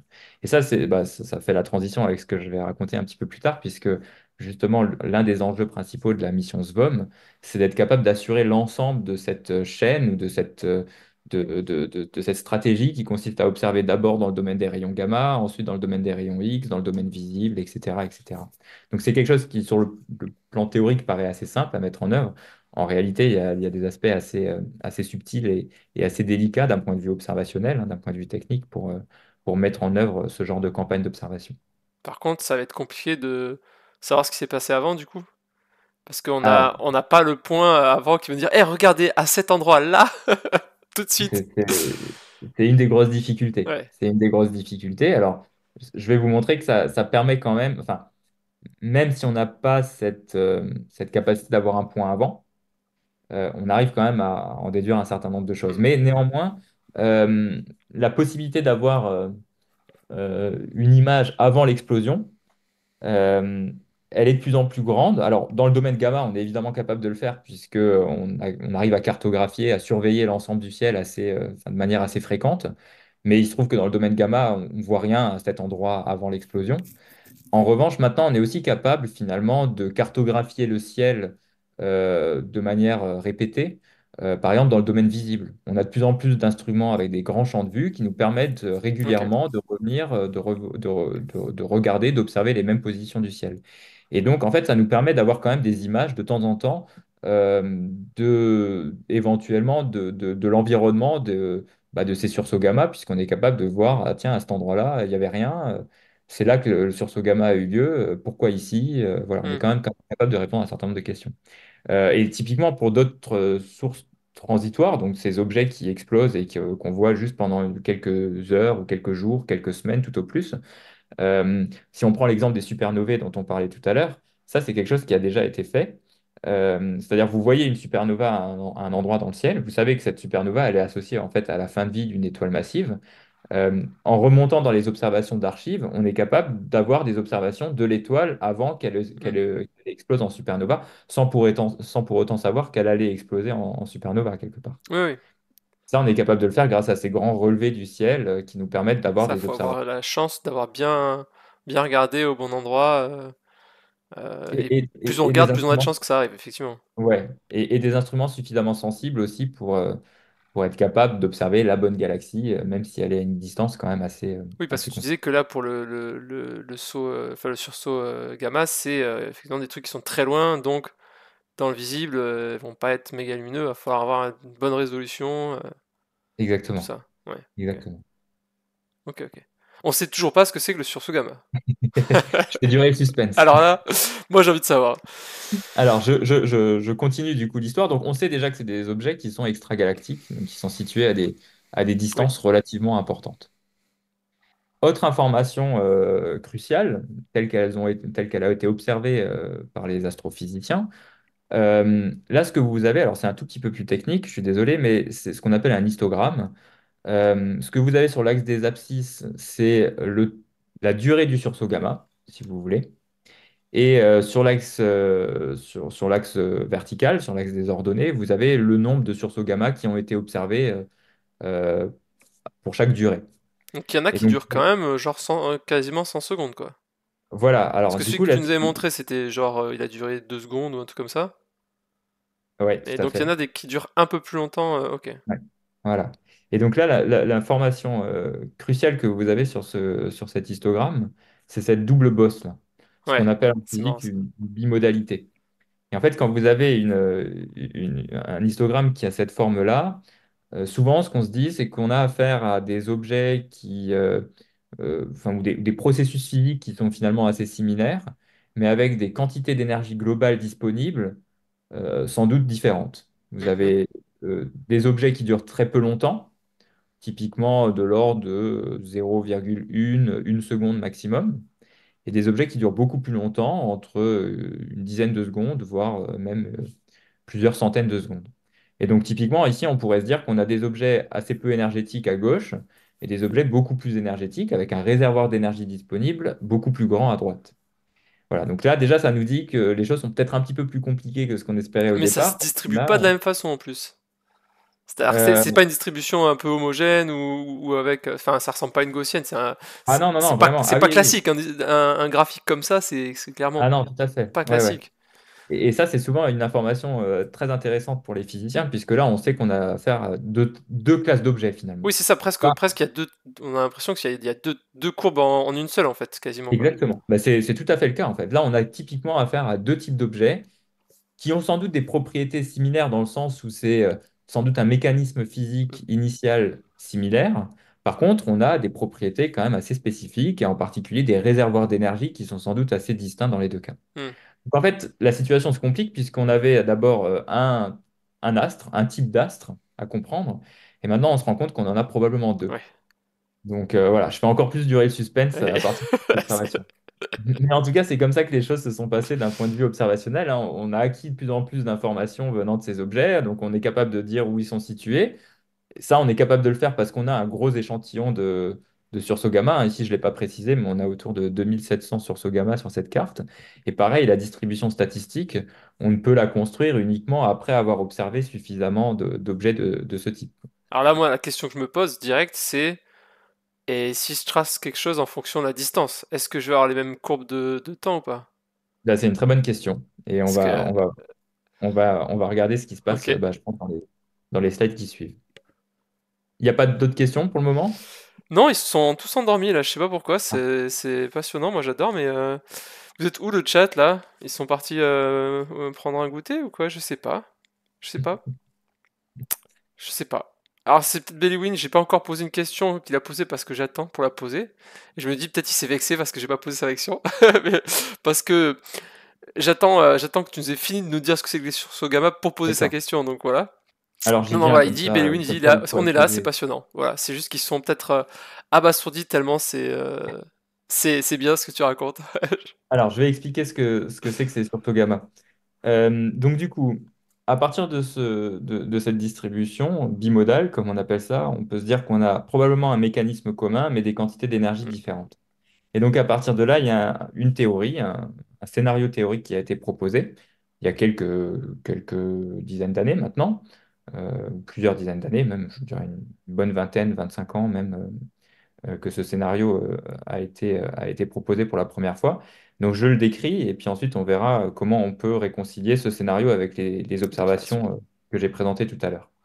Donc en fait, ce que vous avez dans ce scénario, c'est un moteur central qu'on ne cherche pas à décrire en détail pour le moment, qui va émettre un jet de matière, un jet relativiste, comme j'appelais ça tout à l'heure, c'est-à-dire des particules qui sont accélérées à des vitesses très proches de celles de la lumière. Et en fait, ce qu'on suppose, c'est qu'à l'intérieur de ce jet de matière, vous avez des couches de matière qui sont éjectées avec des vitesses un tout petit peu différentes les unes des autres. Et Mhm. donc, quand vous avez deux couches qui se rentrent dedans, bah, vous allez créer un choc. Et ce choc, par des mécanismes que je ne vais pas forcément détailler ici, va générer cette fameuse émission gamma qu'on observe dans le ciel. Et donc, vous avez ce rayonnement gamma qui est observé. Et puis ensuite, vous voyez le jet se propager dans l'espace. C'est ce que vous avez sur la partie tout à droite ici du schéma. Et il y a un moment où le jet va rentrer en collision avec ce qu'on appelle le milieu interstellaire, c'est-à-dire toute la matière que vous avez dans l'univers autour de cet objet. Et là, vous allez avoir en fait, pareil, une onde de choc qui est formée, une décélération du jet, et bah, finalement, vous allez avoir une émission électromagnétique toujours qui va se produire à d'autres longueurs d'onde, en particulier dans le domaine des rayons X, dans le domaine visible, dans le domaine radio, de manière, euh, de manière euh, chronologique. On va commencer d'abord à observer l'objet dans le domaine des rayons X, puis ensuite dans le domaine visible, et puis enfin dans le domaine radio. Ah, donc ils sont pas émis au même moment pendant le choc. Non, alors en fait, c'est lié à l'énergie des électrons, parce que là, c'est des électrons qui sont accélérés autour de champs magnétiques, donc c'est une émission qu'on appelle synchrotron. Et en fait, suivant l'énergie des électrons accélérés, si c'est des électrons à haute énergie, on va d'abord avoir des rayons X, et puis ensuite à plus basse énergie du rayonnement visible, et puis ensuite du rayonnement radio. C'est quoi l'échelle de temps entre les rayons C'est quelques heures, quelques jours. D'accord. Ah oui, ça laisse le temps de bien viser avec le télescope, quoi. Ouais, tout à fait. Donc en fait, on voit que ces objets, si ce scénario théorique est valide, on s'attend à les observer dans le domaine gamma, mais on s'attend aussi à les observer d'un point de vue multilongueur d'onde, dans le domaine visible, infrarouge, X, radio, etc., etc. Donc ça, c'était un scénario théorique qui a en fait été validé assez rapidement, en partie, hein, parce qu'aujourd'hui, mais encore aujourd'hui, il y a un certain nombre de détails de ce scénario qui ne sont pas forcément encore Hmm. complètement évidents. Mais la première chose qui a permis de valider ce scénario, c'est qu'en fait, on a observé très rapidement ce qu'on appelle la rémanence du sursaut gamma, ou en anglais l'afterglow. C'est Mhm. cette fameuse émission électromagnétique dans le domaine X, visible, radio, etc., etc. Donc on observe ces sursauts gamma au travers de cette émission gamma qui dure quelques secondes. Et puis un peu plus tard, on observe un rayonnement multilongueur d'onde qu'on appelle justement la rémanence. Donc ça, déjà, ça permet de se dire que finalement, ce scénario théorique, bah, il n'est pas complètement aberrant, il y a sans doute une part de vérité. Mais néanmoins, on n'a pas encore compris quels sont les deux mécanismes ou quelles sont les différences entre les deux types de sources dont on parlait tout à l'heure, Mm. du fait de cette distribution bimodale qu'on observait. Alors pour ça, il a fallu faire des observations supplémentaires. Et c'est deux observations que vous avez ici en particulier qui Alors, il permettent y a de... Bellewin qui dit s'il y a des Oui. émissions gamma, potentiellement il y en a d'alpha et de bêta. Non, alors là, ouais, alors l'émission gamma, là, c'est simplement le domaine d'énergie des photons qu'on observe. D'accord? Donc, c'est vraiment les photons les plus énergétiques du spectre électromagnétique. Mais c'est dissocié de l'émission. Là, je pense, il fait référence aux désintégrations Nucléaire, alpha j'imagine. et bêta, les Ouais, désintégrations j'imagine. radioactives. Alors, il y a des désintégrations radioactives qui peuvent avoir lieu dans l'environnement de ces objets. Si j'ai le temps, j'y reviendrai un tout petit peu plus tard. Mais c'est C'est un gros dissocié si. a priori, je le note, c'est dissocié a priori de l'émission gamma de laquelle on parle ici pour le Ok. moment. Voilà, alors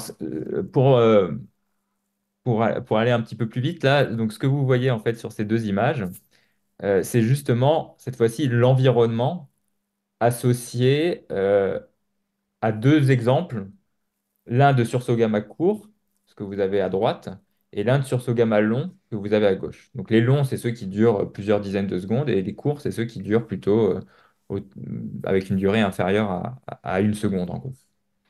Et en fait, en observant l'environnement de ces objets, donc les galaxies dans lesquelles ils ont lieu, on se rend compte tout de suite de spécificités assez propres, puisque à gauche, en fait, vous voyez, alors on ne le voit pas forcément très bien sur l'image, il faut un peu me croire sur parole ici, mais ce qu'on voit, c'est une galaxie spirale qui ressemble beaucoup à notre galaxie, Ah oui, ok. c'est-à-dire une On le voit un galaxie peu avec un comme ça taux de là. formation d'étoiles assez élevé. Ok, ok. D'accord? J'ai essayé de mimer les spirales. On les devine quand même un petit peu, les On les spirales. devine un Ouais, petit ouais. peu. Il y a une idée, ouais. Je sais pas Au si début, ma j'étais. souris ne marche pas tout le temps, je ne sais pas Ouais, pourquoi, parce que là, mais on la voit pas, là. ouais, moi non plus. Donc Ok, bah je... c'est normal qu'on la voit pas, alors. Mais donc voilà, c'est une galaxie qui a des propriétés assez similaires à la nôtre, qui forme encore beaucoup d'étoiles. Et à l'inverse, les sursauts gamma courts, et c'est une image, c'est ce que vous avez sur l'image de droite, en fait, on les observe surtout dans des galaxies avec des populations stellaires beaucoup plus âgées. Ici, Ok. c'est une galaxie elliptique, donc on ne retrouve pas du tout cette structure en forme de bras spiraux. C'est une galaxie qui ressemble un peu à une espèce de patatoïde avec beaucoup de gaz, mais très peu d'étoiles encore, enfin très peu d'étoiles en cours en formation. C'est plutôt une population stellaire assez vieille. Et Alors, on retrouve ces sursauts gamma courts plutôt dans l'extérieur, dans la périphérie de ces galaxies. Donc ça, on est déjà, c'est des d'accord que du observations. coup, au niveau énergie totale qui est balancée, si, avec le graphe que tu avais montré avant, si c'est plus long et plus de pulsations, ça veut dire que c'est beaucoup plus d'énergie d'un côté que de l'autre, hein, c'est ça, on est d'accord, hein. Dans les sursauts gamma longs, a priori, on a beaucoup plus Beaucoup plus d'énergie d'énergie. quand Ouais, même c'est ça, ok. que dans les sursauts gamma courts. Et en plus, ce qu'on constate ici, c'est que du coup, ils sont associés à des galaxies qui sont complètement différentes. Une population d'étoiles assez jeune pour les sursauts gamma longs et une population d'étoiles beaucoup plus vieille pour les sursauts gamma courts. Voilà, donc vous voyez que ces observations-là, elles datent, alors ça c'est des acronymes qui sont utilisés toujours pour la dénomination des sursauts gamma. Sur l'image de gauche, vous avez GRB 9905 0705. Ça veut dire que c'est un GRB, un sursaut gamma, pardon, en anglais, gamma ray burst, qui a été observé le 5 juillet 1999. Ok, donc il y en a eu deux sur là parce qu'il y a un B, c'est ça? Ou rien à Non, voir le alors B? Parce que l'autre, il n'y a pas de lettre, le, y a pas de lettre, alors je me suis demandé le si. B de GRB, c'est ça? Non, non, le B à la fin, c'est 0505 Ah, 09, pardon, petit je b. le vois pas parce que j'ai la vidéo sur la droite de Ah, l'image, donc d'accord, oui, pas d'accord, ok. donc c'est 0505 09B. 09B. Très bien, merci. Bah, comme ça me... Oui, alors s'il y a un B, c'est qu'effectivement, il y en a eu deux qui ont été D'accord, observés ce jour. petit b. Et Alors donc du coup, celui-ci, il y a Belwin qui fait un support technique aussi. Si la souris est connectée en Bluetooth, ça arrive car l'économie d'énergie peut économiser la resynchronisation peut durer plus longtemps qu'habituellement. Donc ça veut dire que peut-être il faut que tu l'agites un peu plus ouais, mais en fait, je suis à sur l'avance. En le filaire? touchpad de mon ordinateur Ah oui, donc portable. non, donc aucun Non, rapport. mais mais je la vois Bien pas. essayé, c'est bien essayé, mais non, c'était pas Mais ça. merci pour le conseil en tout cas. Et donc ce deuxième sursaut gamma, le 5, non pardon, le 9 mai 2005, voilà, il a un environnement complètement différent du premier. Ah oui, 9 mai, c'est des Ah, Américains, c'est 9 mai 2005. Ah oui, parce que j'étais à oui, 99, d'où ça sort 99? Oui, oui, c'est des Américains, c'est en 1999. c'est Oui, ça, il oui. faut lire les dates à l'envers. C'est d'abord l'année, ensuite le Année, mois et jour ensuite et mois, c'est ça? année, mois et jour. Année, mois et jour? Ouais. Ah ok. Je croyais que les Américains c'était. Bon, alors C'est après, je plus sais pas bizarre que si ça. c'est Mais ouais, ouais, ok. américain Enfin, c'est ou peut-être pas. anglais. En tout cas, Mais ok, c'est là c'est comme ça. Ok. la Année, mois, jour. classification qui est souvent utilisée. Voilà, donc il faut C'est s'y peut-être pas faire. américain alors. C'est peut-être autre chose. Anglophone en tout cas. Ouais. Après, Bon, ça. Il y a peut-être un truc. Bon, on s'en fout. C'est pas grave. C'est pas le but. Ok. Mais on sait toujours voilà, pas ce que donc là, c'est. on a récolté quand même un certain nombre d'indices qui nous permettent de comprendre un petit peu mieux à quel type d'objet on a affaire. Alors, voilà, donc Source la plutôt conclusion jeune, ici, source c'est qu'a vieille. priori, on a affaire à des sources plutôt jeunes pour les sursauts gamma longs et à des sources plutôt vieilles pour les sursauts gamma courts. Voilà, alors je vais en venir, enfin, je vais pas faire durer le suspense plus longtemps. Euh, pour ce qui est des sursauts gamma longs, en fait, le scénario qui a été proposé à partir du moment où on savait qu'on avait affaire à des sources plutôt jeunes, c'est qu'on a, ce scénario, il consiste à dire qu'on a affaire en fait à l'effondrement des étoiles les plus massives qu'on connaisse dans l'univers. Donc il y a un lien direct avec les supernovae dont tu parlais tout à l'heure. Donc c'est bien, Mhm. ça fait le lien avec ce que vous avez pu voir il y a 2 semaines. En fait, on a observé, et c'est ce qui a permis de valider ce scénario. On observe et on a observé à peu près à partir de 2000, enfin au cours des années 2000 des sursauts gamma qui sont associés à des supernovae. Donc on a compris qu'en fait, ces sursauts gamma longs sont associés à l'effondrement d'étoiles très massives qui vont probablement former un trou noir. Et donc, et c'est ce trou noir qui va jouer le rôle de moteur central que je vous montrais sur cette Oui. petite image ici.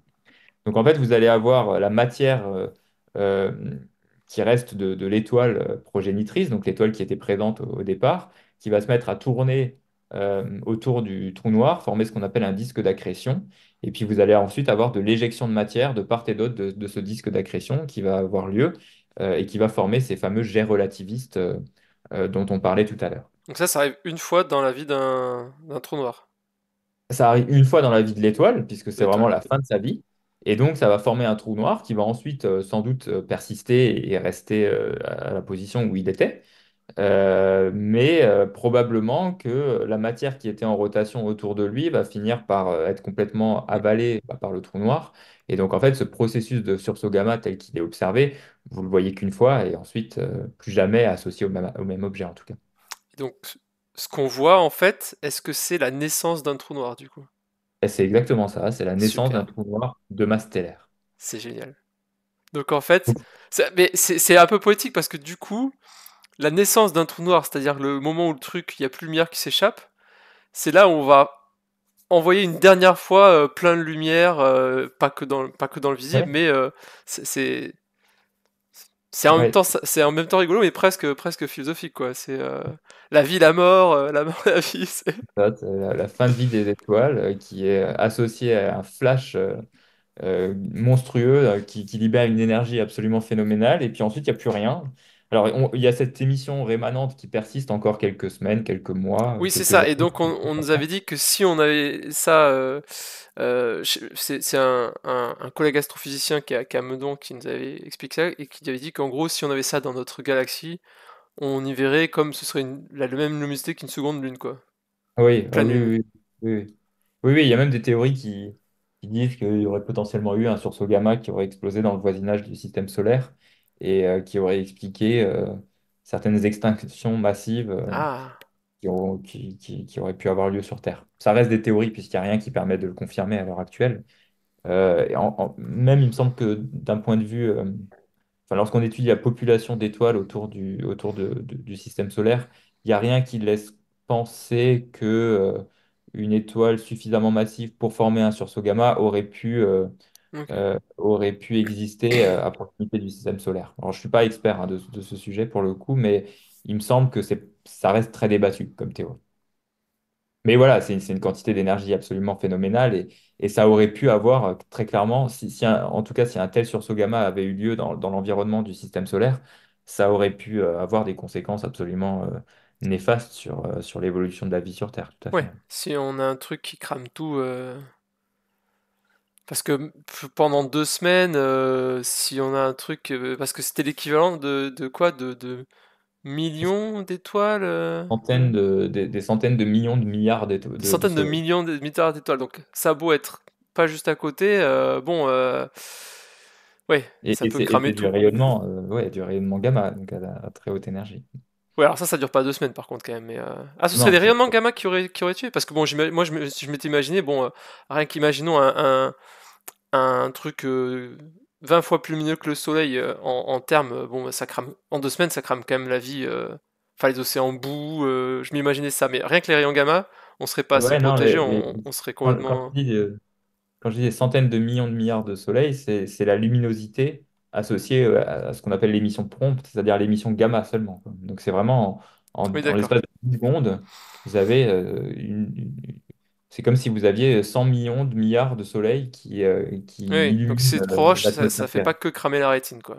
Non, ça fait pas que cramer la rétine, tout à fait. Après, ceux qui sont de l'autre côté de la Terre, est-ce que ils sont protégés? Ou ça, Je pense, en non, termes alors, d'extinction, oui, bon, peut-être un petit peu, oui, peut-être un petit peu. En fait, je pense que le gros problème associé à un flux de rayonnement aussi important, c'est l'impact sur l'atmosphère elle-même, quoi. ouais, ça dézingue toute l'atmosphère, ça fait Voilà, des et cet réactions. impact-là, à mon avis, il persiste plus que la durée du sursaut Ouais, gamma. ouais, bien sûr. Ouais, ok. Ok, alors ça y est, c'est parti, on a les questions. Alors, du coup, je te pose la question que j'avais, c'est du coup, est-ce qu'on peut voir un sursaut gamma si on a une collision de trous noirs? Alors, bah, ça fait faire la transition Ah bah avec alors, c'est la transition. la partie droite du slide. Alors, Ok. peut-être que je termine là-dessus et puis Ouais, après, vas-y. tu peux poser les questions suivantes. Donc ça a permis de valider le scénario associé au sursaut gamma long. Mhm, Par contre, pour le moment, on ne sait pas du tout ce que c'est que les sursauts gamma courts. mhm. Et en particulier, en fait, un scénario qui a été proposé, et là, vous allez voir qu'en fait, on parle de science actuelle, hein, puisque la validation de ce scénario, elle est extrêmement récente, je vais y venir un tout petit peu plus tard. Le scénario qui a été proposé pour expliquer les sursauts gamma courts, c'est en fait la coalescence, la collision de deux objets compacts, en particulier de deux étoiles à neutrons. Vous avez deux Ok. étoiles à neutrons qui tournent l'une autour de l'autre. Ça, c'est assez courant dans l'univers, parce qu'en fait, plus les étoiles sont massives, plus on les observe en couple. C'est-à-dire que la plupart des étoiles massives n'ont jamais tendance à être formées seules, elles sont formées dans des systèmes binaires, voire des systèmes triples. Et donc, elles évoluent tout au long de leur vie dans un système binaire, dans un couple. Et donc, il y en a toujours une qui tourne autour de l'autre. Et en fait, dans un tel système, il y a un moment où les deux étoiles vont arriver en fin de vie. Alors, elles vont former soit un trou noir, soit une étoile à neutrons, lorsque toute la matière va s'effondrer sur elle-même. Et vous allez à un moment avoir deux étoiles à neutrons, potentiellement, qui tournent l'une autour de l'autre. Et en fait, il y a un moment, elles vont finir par se rentrer dedans, collisionner. Et ça pourrait, en tout cas dans ce scénario théorique tel qu'il est décrit ici, cette collision de deux étoiles à neutrons, pareil, ça va former éventuellement un trou noir ou alors une étoile à neutrons avec des propriétés un petit peu spécifiques. Et là, on va avoir le même moteur central, entre guillemets, que celui que je présentais tout à l'heure, c'est-à-dire éventuellement un disque de matière autour de cet objet compact et puis des éjections avec des vitesses très proches de celles de la lumière, avec la possibilité d'avoir ces fameux chocs qui vont générer l'émission prompte, donc l'émission gamma, et éventuellement la rémanence dont on parlait tout à l'heure aussi. D'accord. Voilà, donc ça, Donc ça veut pour le dire moment, qu'on. là, dans la un- description, c'est un scénario théorique. Ok. Mais potentiellement, ça veut dire que du coup, certains objets célestes pourraient avoir deux gamma bursts. Mais c'est juste que nous, on va jamais Oui, les oui, mesurer oui. parce que entre le moment où ça se forme et le moment où ça va faire une collision, bon, l'humanité, bon, ça va être compliqué, quoi. Ouais. C'est ça. Ouais, voilà. Le laps de temps est extrêmement long entre les deux phénomènes, mais tout à fait, il se pourrait que euh, la formation d'un trou noir mène à un sursaut gamma long, et puis ensuite ce trou noir est dans un couple et mène à un sursaut gamma court. Alors, en réalité, les choses sont un petit peu plus compliquées parce que quand vous avez une explosion aussi intense qu'un sursaut gamma qui a lieu dans un système binaire, Mhm. souvent ça a tendance à rompre le système binaire. Et vous vous retrouvez avec deux objets qui vont vivre leur vie de manière complètement indépendante l'une de l'autre, quoi. D'accord. Donc, Mais alors, je du suis pas coup, est-ce certain qu'on a un rayonnement gamma long si on a une formation d'une étoile naine? Ou c'est d'une juste des trous étoile, noirs? Pas une étoile à neutrons, qu'est-ce que je raconte? Une étoile une naine. étoile à Non, neutrons. On pense pas. On pense que c'est vraiment fort associé. Bah, il faut un réservoir d'énergie suffisant. Donc il faut une étoile déjà cette énergie, c'est essentiellement de l'énergie gravitationnelle. Mhm. Donc il faut une étoile suffisamment massive au départ. Et on Ok, pense que l'étoile est tellement massive qu'en fait, elle ne peut que donner lieu à la formation d'un trou noir et non pas une étoile à neutrons. Après, ça reste débattu et c'est pour ça qu'il y a d'autres observations. Enfin, c'est une des questions qui est encore ouverte à l'heure actuelle. Et on se pose la question de savoir s'il ne pourrait pas y avoir une étoile à neutrons fortement magnétisée, ce qu'on appelle un magnétar, qui se forme juste au moment de l'effondrement et que un petit peu plus tard, puisque cet objet est a priori assez instable, ce magnétar finisse par s'effondrer sur lui-même pour donner lieu à la naissance d'un trou noir un petit peu plus tard. d'accord.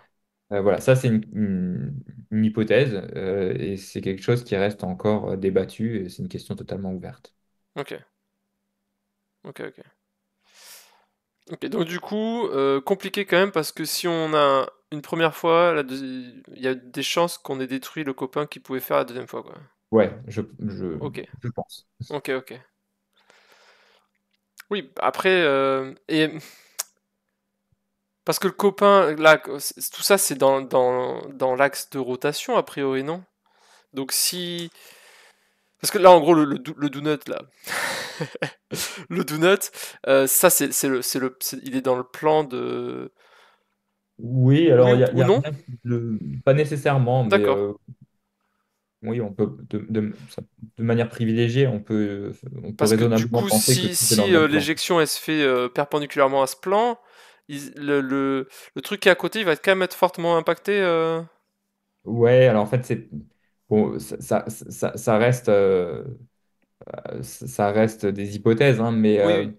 euh, il y a probablement une partie de l'énergie quand même qui est expulsée de manière plus vaste Ok, et qui pourrait expliquer le fait que le système binaire se rompe, quoi. En ok. tout cas, c'est des objets compacts comme ça qui migrent dans l'univers, dans notre galaxie en particulier, là, avec des vitesses très grandes. euh, on en observe et on suppose qu'en fait, il y a ce qu'on appelle un kick, Hmm. donc, comme une espèce d'impulsion qui est fournie à l'objet compact, pas forcément liée au sursaut gamma, mais plutôt liée à la supernovae. Euh, donc ces objets, en fait, ces sursauts gamma, là, c'est l'effondrement d'une étoile très massive, ils sont associés à des supernovae. Donc il y a ces deux phénomènes qui ont lieu de manière quasi simultanée. Et en fait, l'explosion d'une supernova n'est pas totalement symétrique.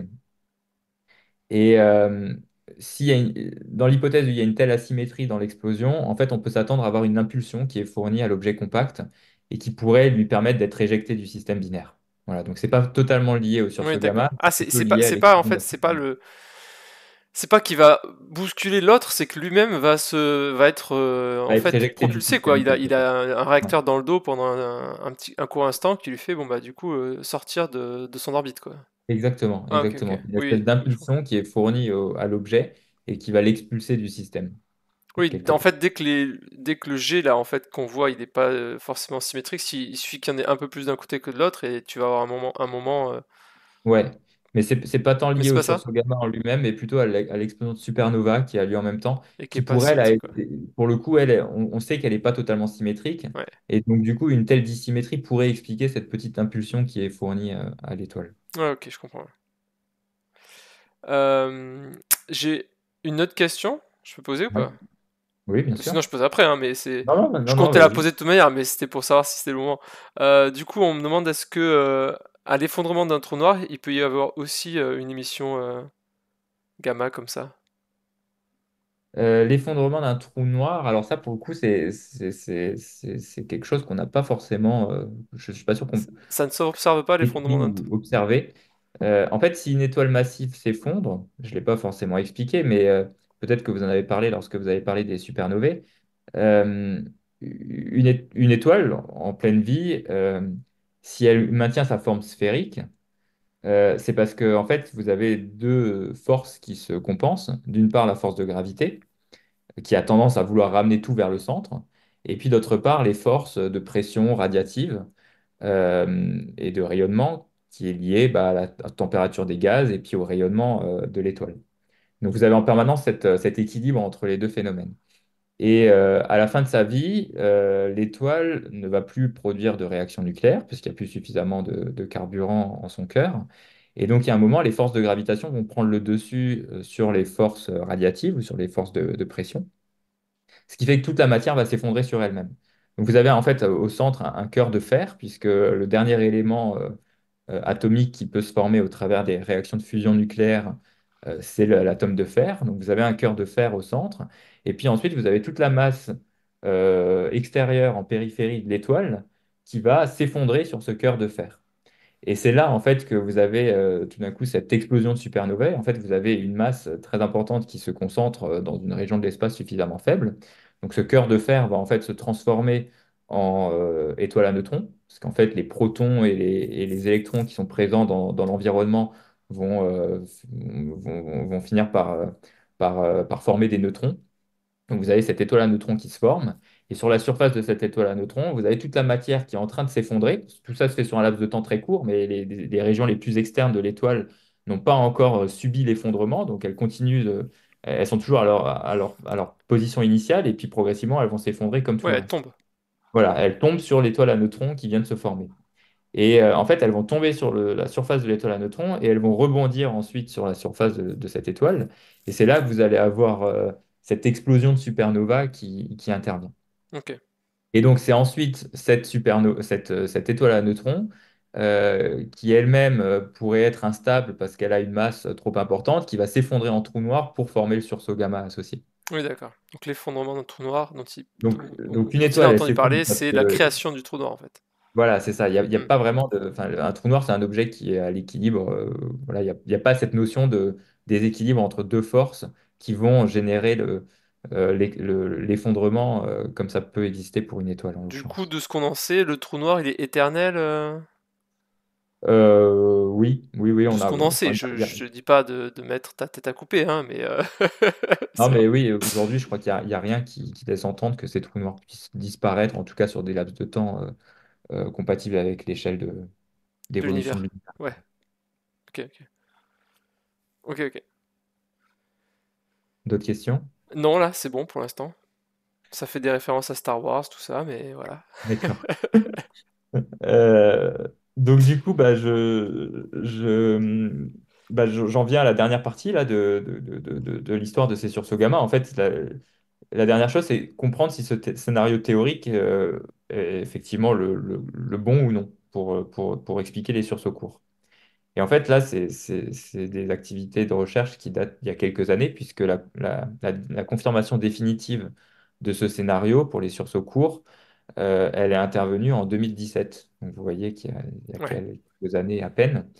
Et elle utilise justement l'astronomie multimessager dont je vous parlais tout au début, puisqu'en fait, pour détecter ces couples d'étoiles à neutrons, bah, on utilise les ondes gravitationnelles, parce qu'en fait, lorsque vous avez deux masses dans l'univers qui sont accélérées, donc en fait, les ondes gravitationnelles, hein, c'est une perturbation qui se propage dans l'espace-temps. Euh, Si vous voulez, on peut prendre une analogie où quand vous avez des charges électriques qui sont accélérées, on va avoir un rayonnement électromagnétique qui est émis. Bah, finalement, dans l'espace-temps, bon, alors cette analogie a quand même un certain nombre de limites, mais on peut s'imaginer que les choses se passent un petit peu de la même manière. Quand vous avez des masses qui sont accélérées, vous allez avoir une émission, non pas électromagnétique, mais cette fois-ci une émission d'ondes gravitationnelles. Elles sont prédites par la théorie de la relativité générale. Euh, mais néanmoins, c'est des ondes qui sont extrêmement compliquées à détecter, puisqu'en fait, elles vont engendrer des déformations de l'espace-temps et donc des variations des distances dans l'univers au passage d'une onde gravitationnelle. Mais les variations de distance dont on parle, elles sont extrêmement faibles, hein, puisque c'est de l'ordre de 10 puissance moins 18 mètres. Enfin voilà, dans ces ordres de grandeur-là, en tout cas. par mètre, du coup? Comment? Moins de 10 puissance, 10 puissance moins 18 mètres par mètre? En gros, 10 là. puissance moins 18 mètres, oui, oui, ouais, ouais, 10 ouais, autour de 10 puissance moins 20 en variation relative. Ok, La variation de longueur sur la longueur initiale, c'est de l'ordre de 10 puissance moins 20, ok. d'ordre de grandeur. Ouais, ouais, c'est Donc pas beaucoup. voilà, C'est pas beaucoup. ouais, c'est extrêmement faible. Et c'est ce qui explique aussi toute la difficulté de détection de ces ondes gravitationnelles. Donc je ne sais pas, peut-être parmi vous certains le savent, mais la première fois qu'on a été capable de détecter ces ondes gravitationnelles, c'était en fait en 2015. Et c'est des ondes gravitationnelles associées à la fusion de deux trous noirs qui ont donné lieu à voilà, ce premier signal gravitationnel qui a été détecté. Donc là, en fait, c'est ce que vous avez sur cette petite animation, hein. C'est juste une vue d'artiste, mais vous avez ces deux objets compacts qui gravitent l'un autour de l'autre. Ça peut être deux étoiles à neutrons qui sont en rotation l'une autour de l'autre. Et donc elles sont accélérées. Et en fait, cette accélération donne lieu à la propagation, à l'émission et donc à la propagation ensuite de ces ondes gravitationnelles dans l'espace-temps. Voilà, donc ces objets, enfin ces ondes gravitationnelles, ces signaux sont détectés maintenant depuis 2015. Et en particulier, alors qu'est-ce que j'ai ici? Voilà, en particulier, on a détecté un signal de ce type en 2017. Alors ce signal, il s'appelle, comme vous le voyez ici, GW170817. Donc c'est la même nomenclature que pour les sursauts gamma. Ça veut dire qu'il a été détecté le 17 août 2017. Et en fait, vous voyez donc, alors je ne vais pas rentrer dans les détails ici, mais ce que vous voyez sur le haut de l'image, c'est le signal gravitationnel. En fait, vous avez la fréquence du signal sur l'axe vertical et puis le temps sur l'axe horizontal. Donc on voit simplement le signal tel qu'il a été détecté euh, par des instruments du type celui que vous avez en dessous, là, qui est un interféromètre qui s'appelle Virgo, qui est situé en Europe. Et il y a C'est deux combien de détecteurs kilomètres équivalents aux États-Unis. les branches de l'interféromètre? Comment? C'est combien la taille des branches? Ouais, alors c'est une C'est très bonne question. En fait, ça? donc le principe de détection, je voulais pas forcément rentrer dans les détails parce que ça peut être très long, mais typiquement pour détecter ces variations de longueur telles qu'on les citait tout à l'heure, en fait, on utilise des interféromètres. Ça ressemble dans les grandes lignes à des interféromètres de Michelson, avec des branches qui sont beaucoup plus grandes, puisque là, on a des branches qui font de l'ordre de quelques kilomètres, 3 4 kilomètres si je me trompe Trois pas. 4 km. Donc ça veut dire que on détecte sur 3 4 km, si on prend 10 puissance moins 20 de 3 4 km, c'est C'est ça, hein. c'est détectable ça? Comment ils font? Parce que c'est même, En enfin, la fait, phase entre sur le deux. signal qui a été détecté en 2015, là, cette fameuse fusion de deux trous noirs, si je ne me trompe pas, la variation de distance associée, c'était de l'ordre de 10 puissance moins 18 mètres. Donc ça, c'est la variation de distance du miroir associé à un des bras interférométriques. Donc c'est un défi instrumental. Alors là, je suis très mal placé pour vous en parler Parce que parce que ça me paraît fou parce que c'est quoi une longueur d'onde de lumière, c'est quoi? C'est de la lumière visible? Ah, c'est peut-être pas de la lumière visible, tu me diras. Alors, les longueurs d'onde associées au laser qu'ils utilisent, je ne suis pas sûr de pouvoir répondre à la question, mais il me semble que c'est de la lumière, il me semble que c'est de la lumière visible quand même. Mais, Regarde mais pas ce que tu. en fait, bon, il y a énormément de bruit de fond associé à ces instruments qu'il faut arriver à surmonter pour pouvoir. Non, parce que ça veut euh, dire qu'ils, pardon, mais ça veut dire qu'ils arrivent à mesurer des déphasages qui sont infimes. Ah oui, oui, oui, bah si tu. Alors, j'ai des collègues qui sont experts de ces sujets, je pourrais te donner leurs coordonnées si tu veux les interviewer. Ouais, alors je sais pas si ça va être trop ambitieux, mais ouais, pourquoi pas? Pourquoi Ils pas? seront bien mieux placés que moi pour vous en parler, mais c'est un sujet qui est absolument passionnant et ça a été, d'un point de vue instrumental, ça a été un défi absolument Ah bah énorme ouais, pendant quelques j'imagine, ouais. décennies pour pouvoir détecter ces ondes gravitationnelles. Et puis, bon, vous savez peut-être, mais ça a donné lieu au prix Nobel, c'était en 2018, si je ne me trompe pas, ou 2019, Je sais pour la pas, mais détection ouais. des ondes gravitationnelles. Donc voilà, ça montre à quel point bon, c'était d'une part quelque chose d'extrêmement attendu, puisque c'était encore une confirmation Hmm. des théories de la relativité générale. Vous allez voir que ça a des conséquences astrophysiques en plus assez impressionnantes. Et d'un point de vue instrumental, c'était un défi absolument merveilleux Ah ouais, à surmonter. j'imagine même pas.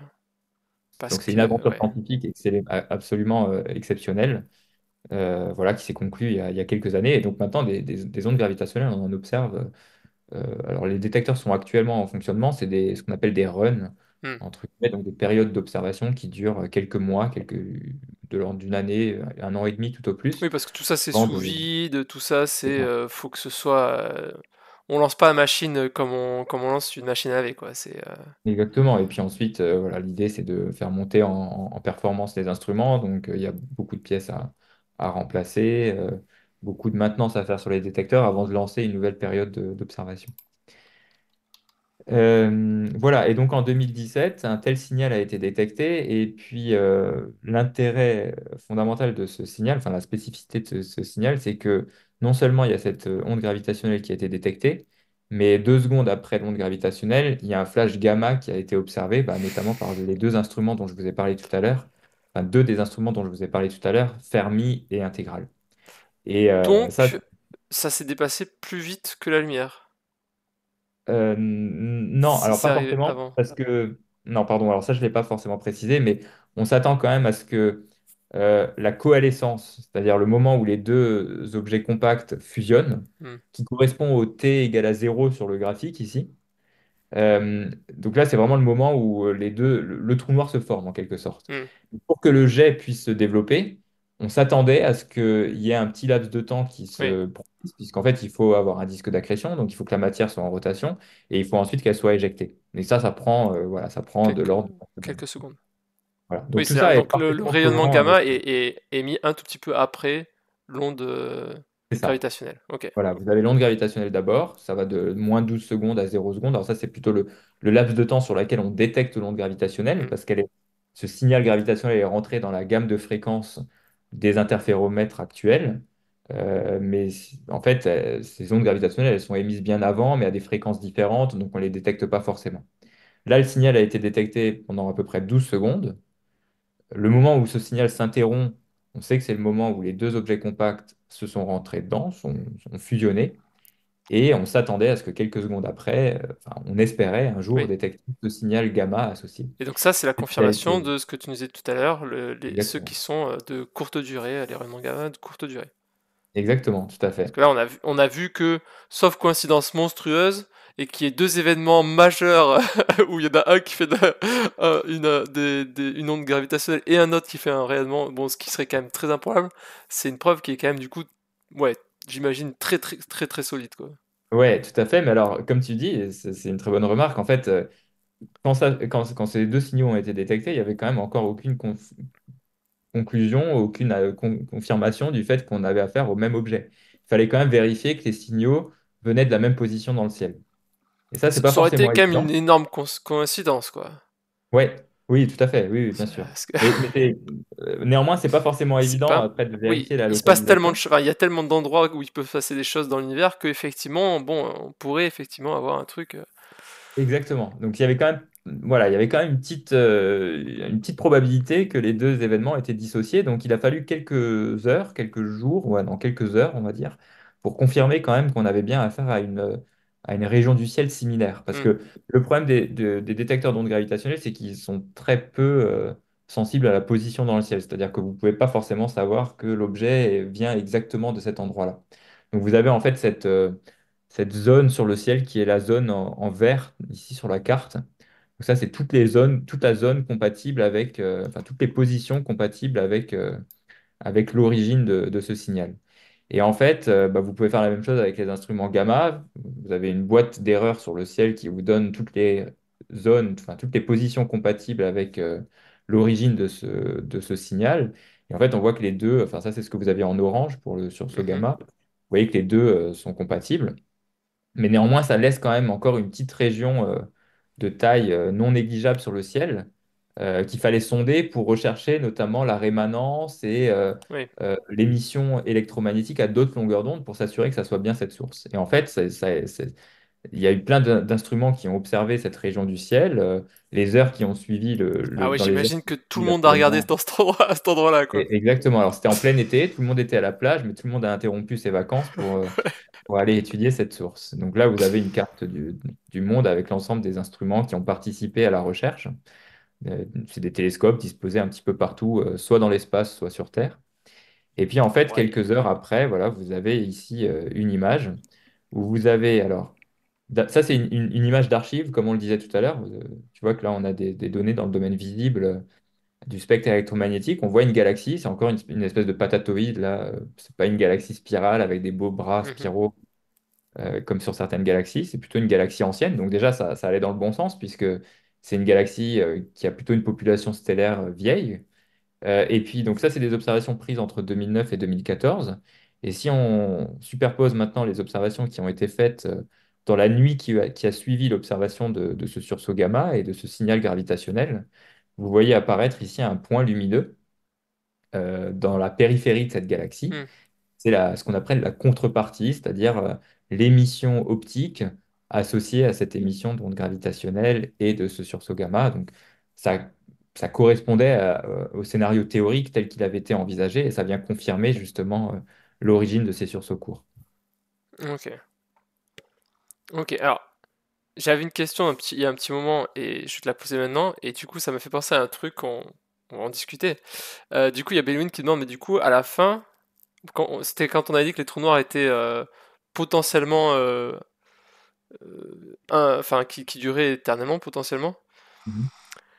Il disait, du coup, à la fin, l'univers, il y a que des trous noirs, du coup. Alors, ouais, pas forcément parce qu'en fait, il y aura toujours de nouvelles Des galaxies, créations former des nouvelles étoiles, et donc ce processus, il est entretenu. Mais il est entretenu aussi parce que les trous noirs existent d'ailleurs. Oui, ça Euh, c'est un grand mystère pour moi aussi. Je sais pas du tout comment c'est créé comment se créent les galaxies actuelles, etc. Parce que à un moment, si on se considère que la quantité de matière est finie, est-ce qu'elle est finie ou pas? Parce que pour créer des choses, il faut de la matière, quoi. Donc si au bout d'un moment on n'a plus, on pourra plus créer. Donc c'est pour ça que ça, bon, ça c'est peut-être pas la peine d'en parler parce que sinon peut-être qu'on va faire un deuxième stream, hein, je sais pas, hein, mais là il y a beaucoup de questions à se poser, hein.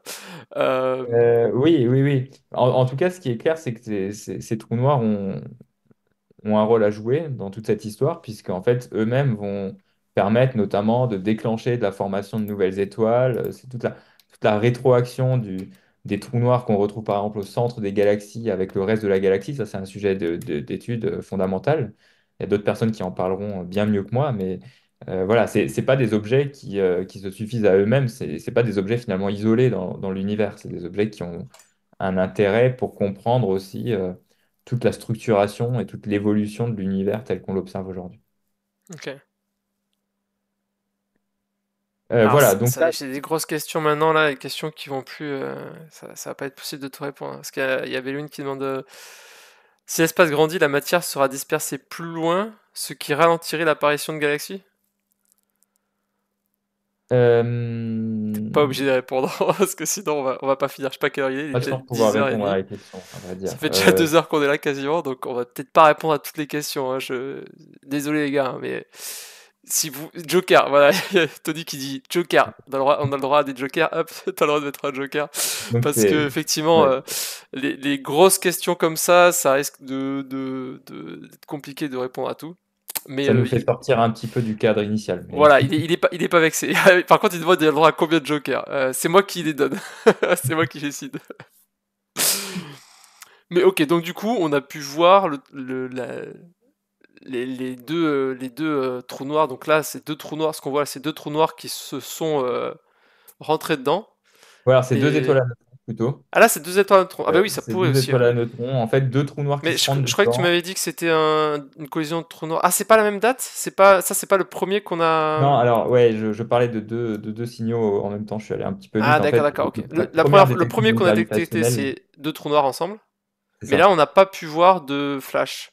En fait, quand deux trous noirs collisionnent, on ne s'attend pas forcément à ce qu'il y ait une émission électromagnétique associée, Parce parce que que- vous n'avez pas forcément de gaz à proximité des deux objets. Et puis en fait, c'est la matière, hein, c'est les gaz qui vont permettre Hmm. de produire ce rayonnement électromagnétique. Donc Si ça ces deux dépend s'ils ont substances des sont gros isolées, disques d'accrétion autour d'eux ou pas? ouais, en particulier. Ouais, ouais. Maintenant, la question de savoir si deux trous noirs, lorsqu'ils fusionnent, vont donner lieu à une émission électromagnétique, en particulier à un signal qui ressemble à un sursaut gamma, c'est une question totalement ouverte. Pour le moment, on n'a pas détecté de telle signature, mais il y a des recherches actuelles pour essayer d'identifier des signatures de ce type. Ok. Mais donc ça veut dire que tous les jours, il y a soit une supernova qui s'effondre pour donner un trou noir, ou en moyenne quoi, hein, tous les jours, dans l'univers, une création d'étoiles à neutrons, ou Ah oui, peut-être, ou probablement. Alors, deux trous noirs qui se rentrent dedans, ou deux étoiles à neutrons qui se rentrent dedans, quoi. et ça, c'est que la fraction qu'on Et détecte. qu'on détecte. Oui. Voilà. Oui, Et après c'est une moyenne, j'imagine que du coup on sait combien on regarde et combien on regarde pas, mais en fait, c'est une fraction qui est probablement infime, puisque le sursaut gamma, pour le détecter, il faut être dans l'axe du jet quand même. oui. Pour voir Ah le bah oui, flash gamma, en fait, c'est un peu comme des phares, hein. tout Pour à fait. voir le flash gamma, il faut être aligné avec le jet. Si tu es décalé par rapport au jet, tu peux éventuellement détecter la rémanence, Mais comme je le disais tout à l'heure, détecter le rayonnement optique, radio, c'est beaucoup plus Si compliqué. on n'a pas eu le flash lumineux avant, on sait pas quoi chercher. Si on n'a pas eu le flash gamma avant, c'est quand même très compliqué Oui. on ne sait Oui, pas où chercher. lumineux, de lumière gamma, je voulais dire, mais oui. Ouais. Mais et du coup, ça, est-ce que c'est ça qui fait qu'on a une distribution ou parce que du Non, coup, si on alors, est dans l'axe ou si on s'éloigne de l'axe, j'imagine qu'on perd en luminosité ouais, alors, ou c'est on juste la perd en taille. luminosité, mais là, ce qu'on avait sur la distribution, c'était le temps, la durée du sursaut gamma. Oui. Euh, et Ah ça, oui, en fait, ça dépend pas de la, ça dépend pas de, de où on non, se il y a trouve sur le. simplement Oui. une largeur intrinsèque, enfin une dispersion intrinsèque aux objets en eux-mêmes. C'est lié à différentes choses. C'est pas, on Oui, sait ils que ont. c'est des objets, maintenant, ils ont des spécificités plus ou moins, enfin, un petit peu différentes les uns des autres, Oui. plus Au ou moins moins de la masse taille entre déjà, eux. enfin la matière qu'ils ont. Voilà, tout à fait. Plus ou moins Ok. d'énergie disponible. Et donc, à la fin, ça mène à des durées et même à des luminosités légèrement différentes d'un Hmm. objet à l'autre. Alors il y a Kiki Farmer qui vient d'arriver, donc du coup il essaye de rattraper. Il demande le flash lumineux est directionnel, cela cause l'image de la contrepartie, si j'ai bien compris.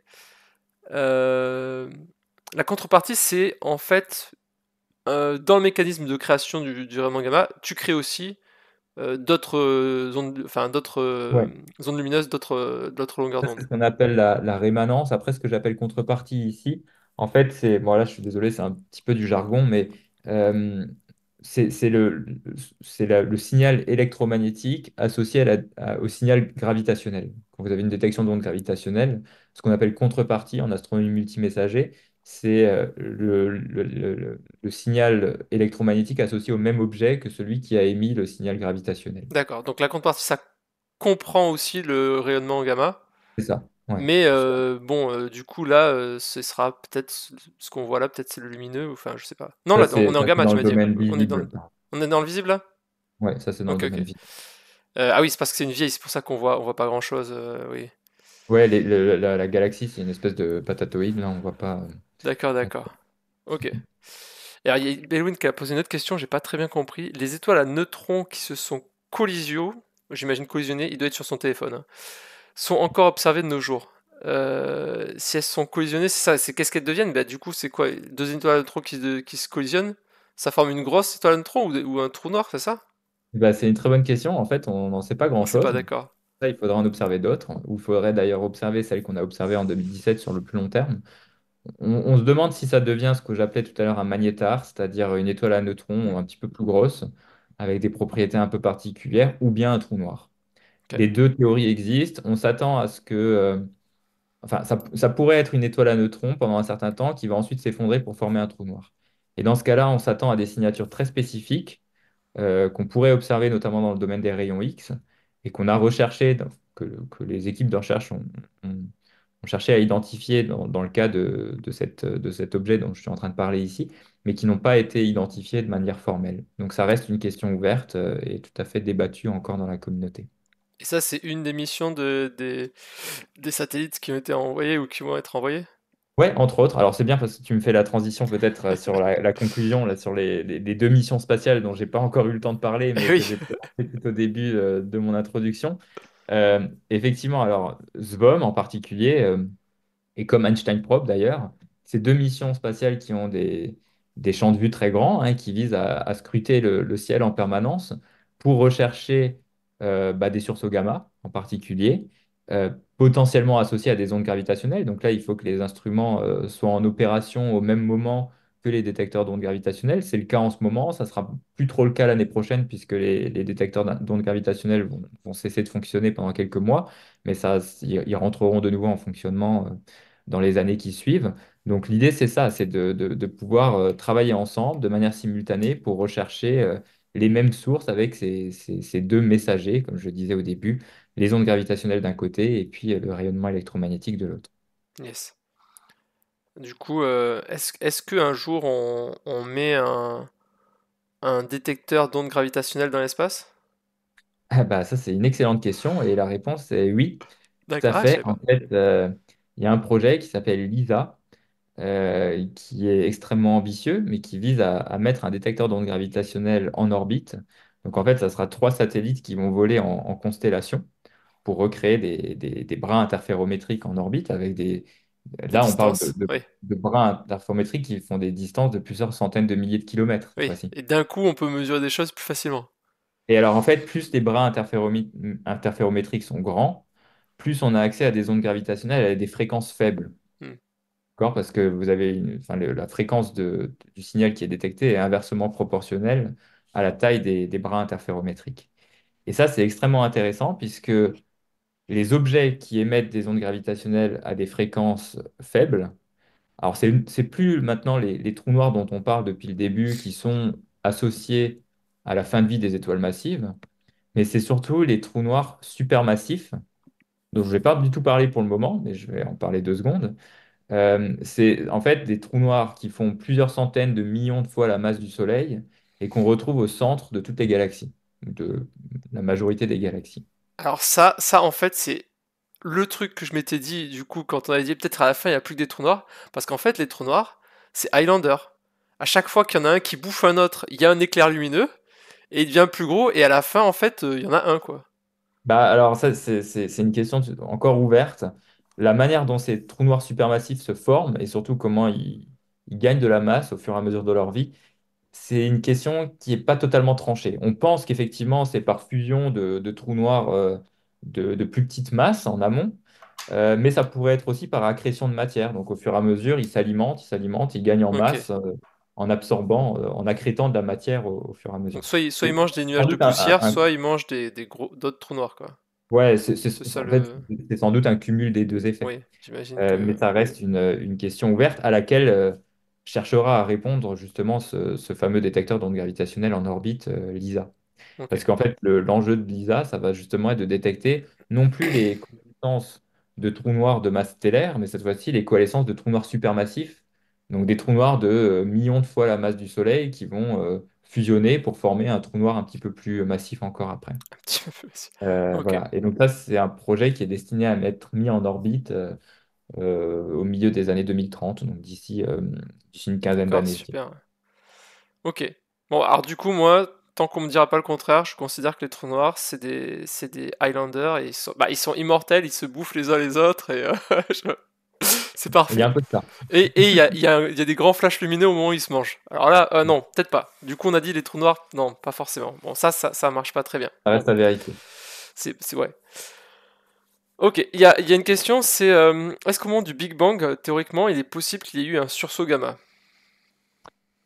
Alors non, en tout cas, pas à ce que je sache, parce que en fait, au moment du Big Bang, la matière telle qu'on la connaît, c'est-à-dire celle qui est nécessaire à la formation d'un sursaut gamma, n'était pas encore présente.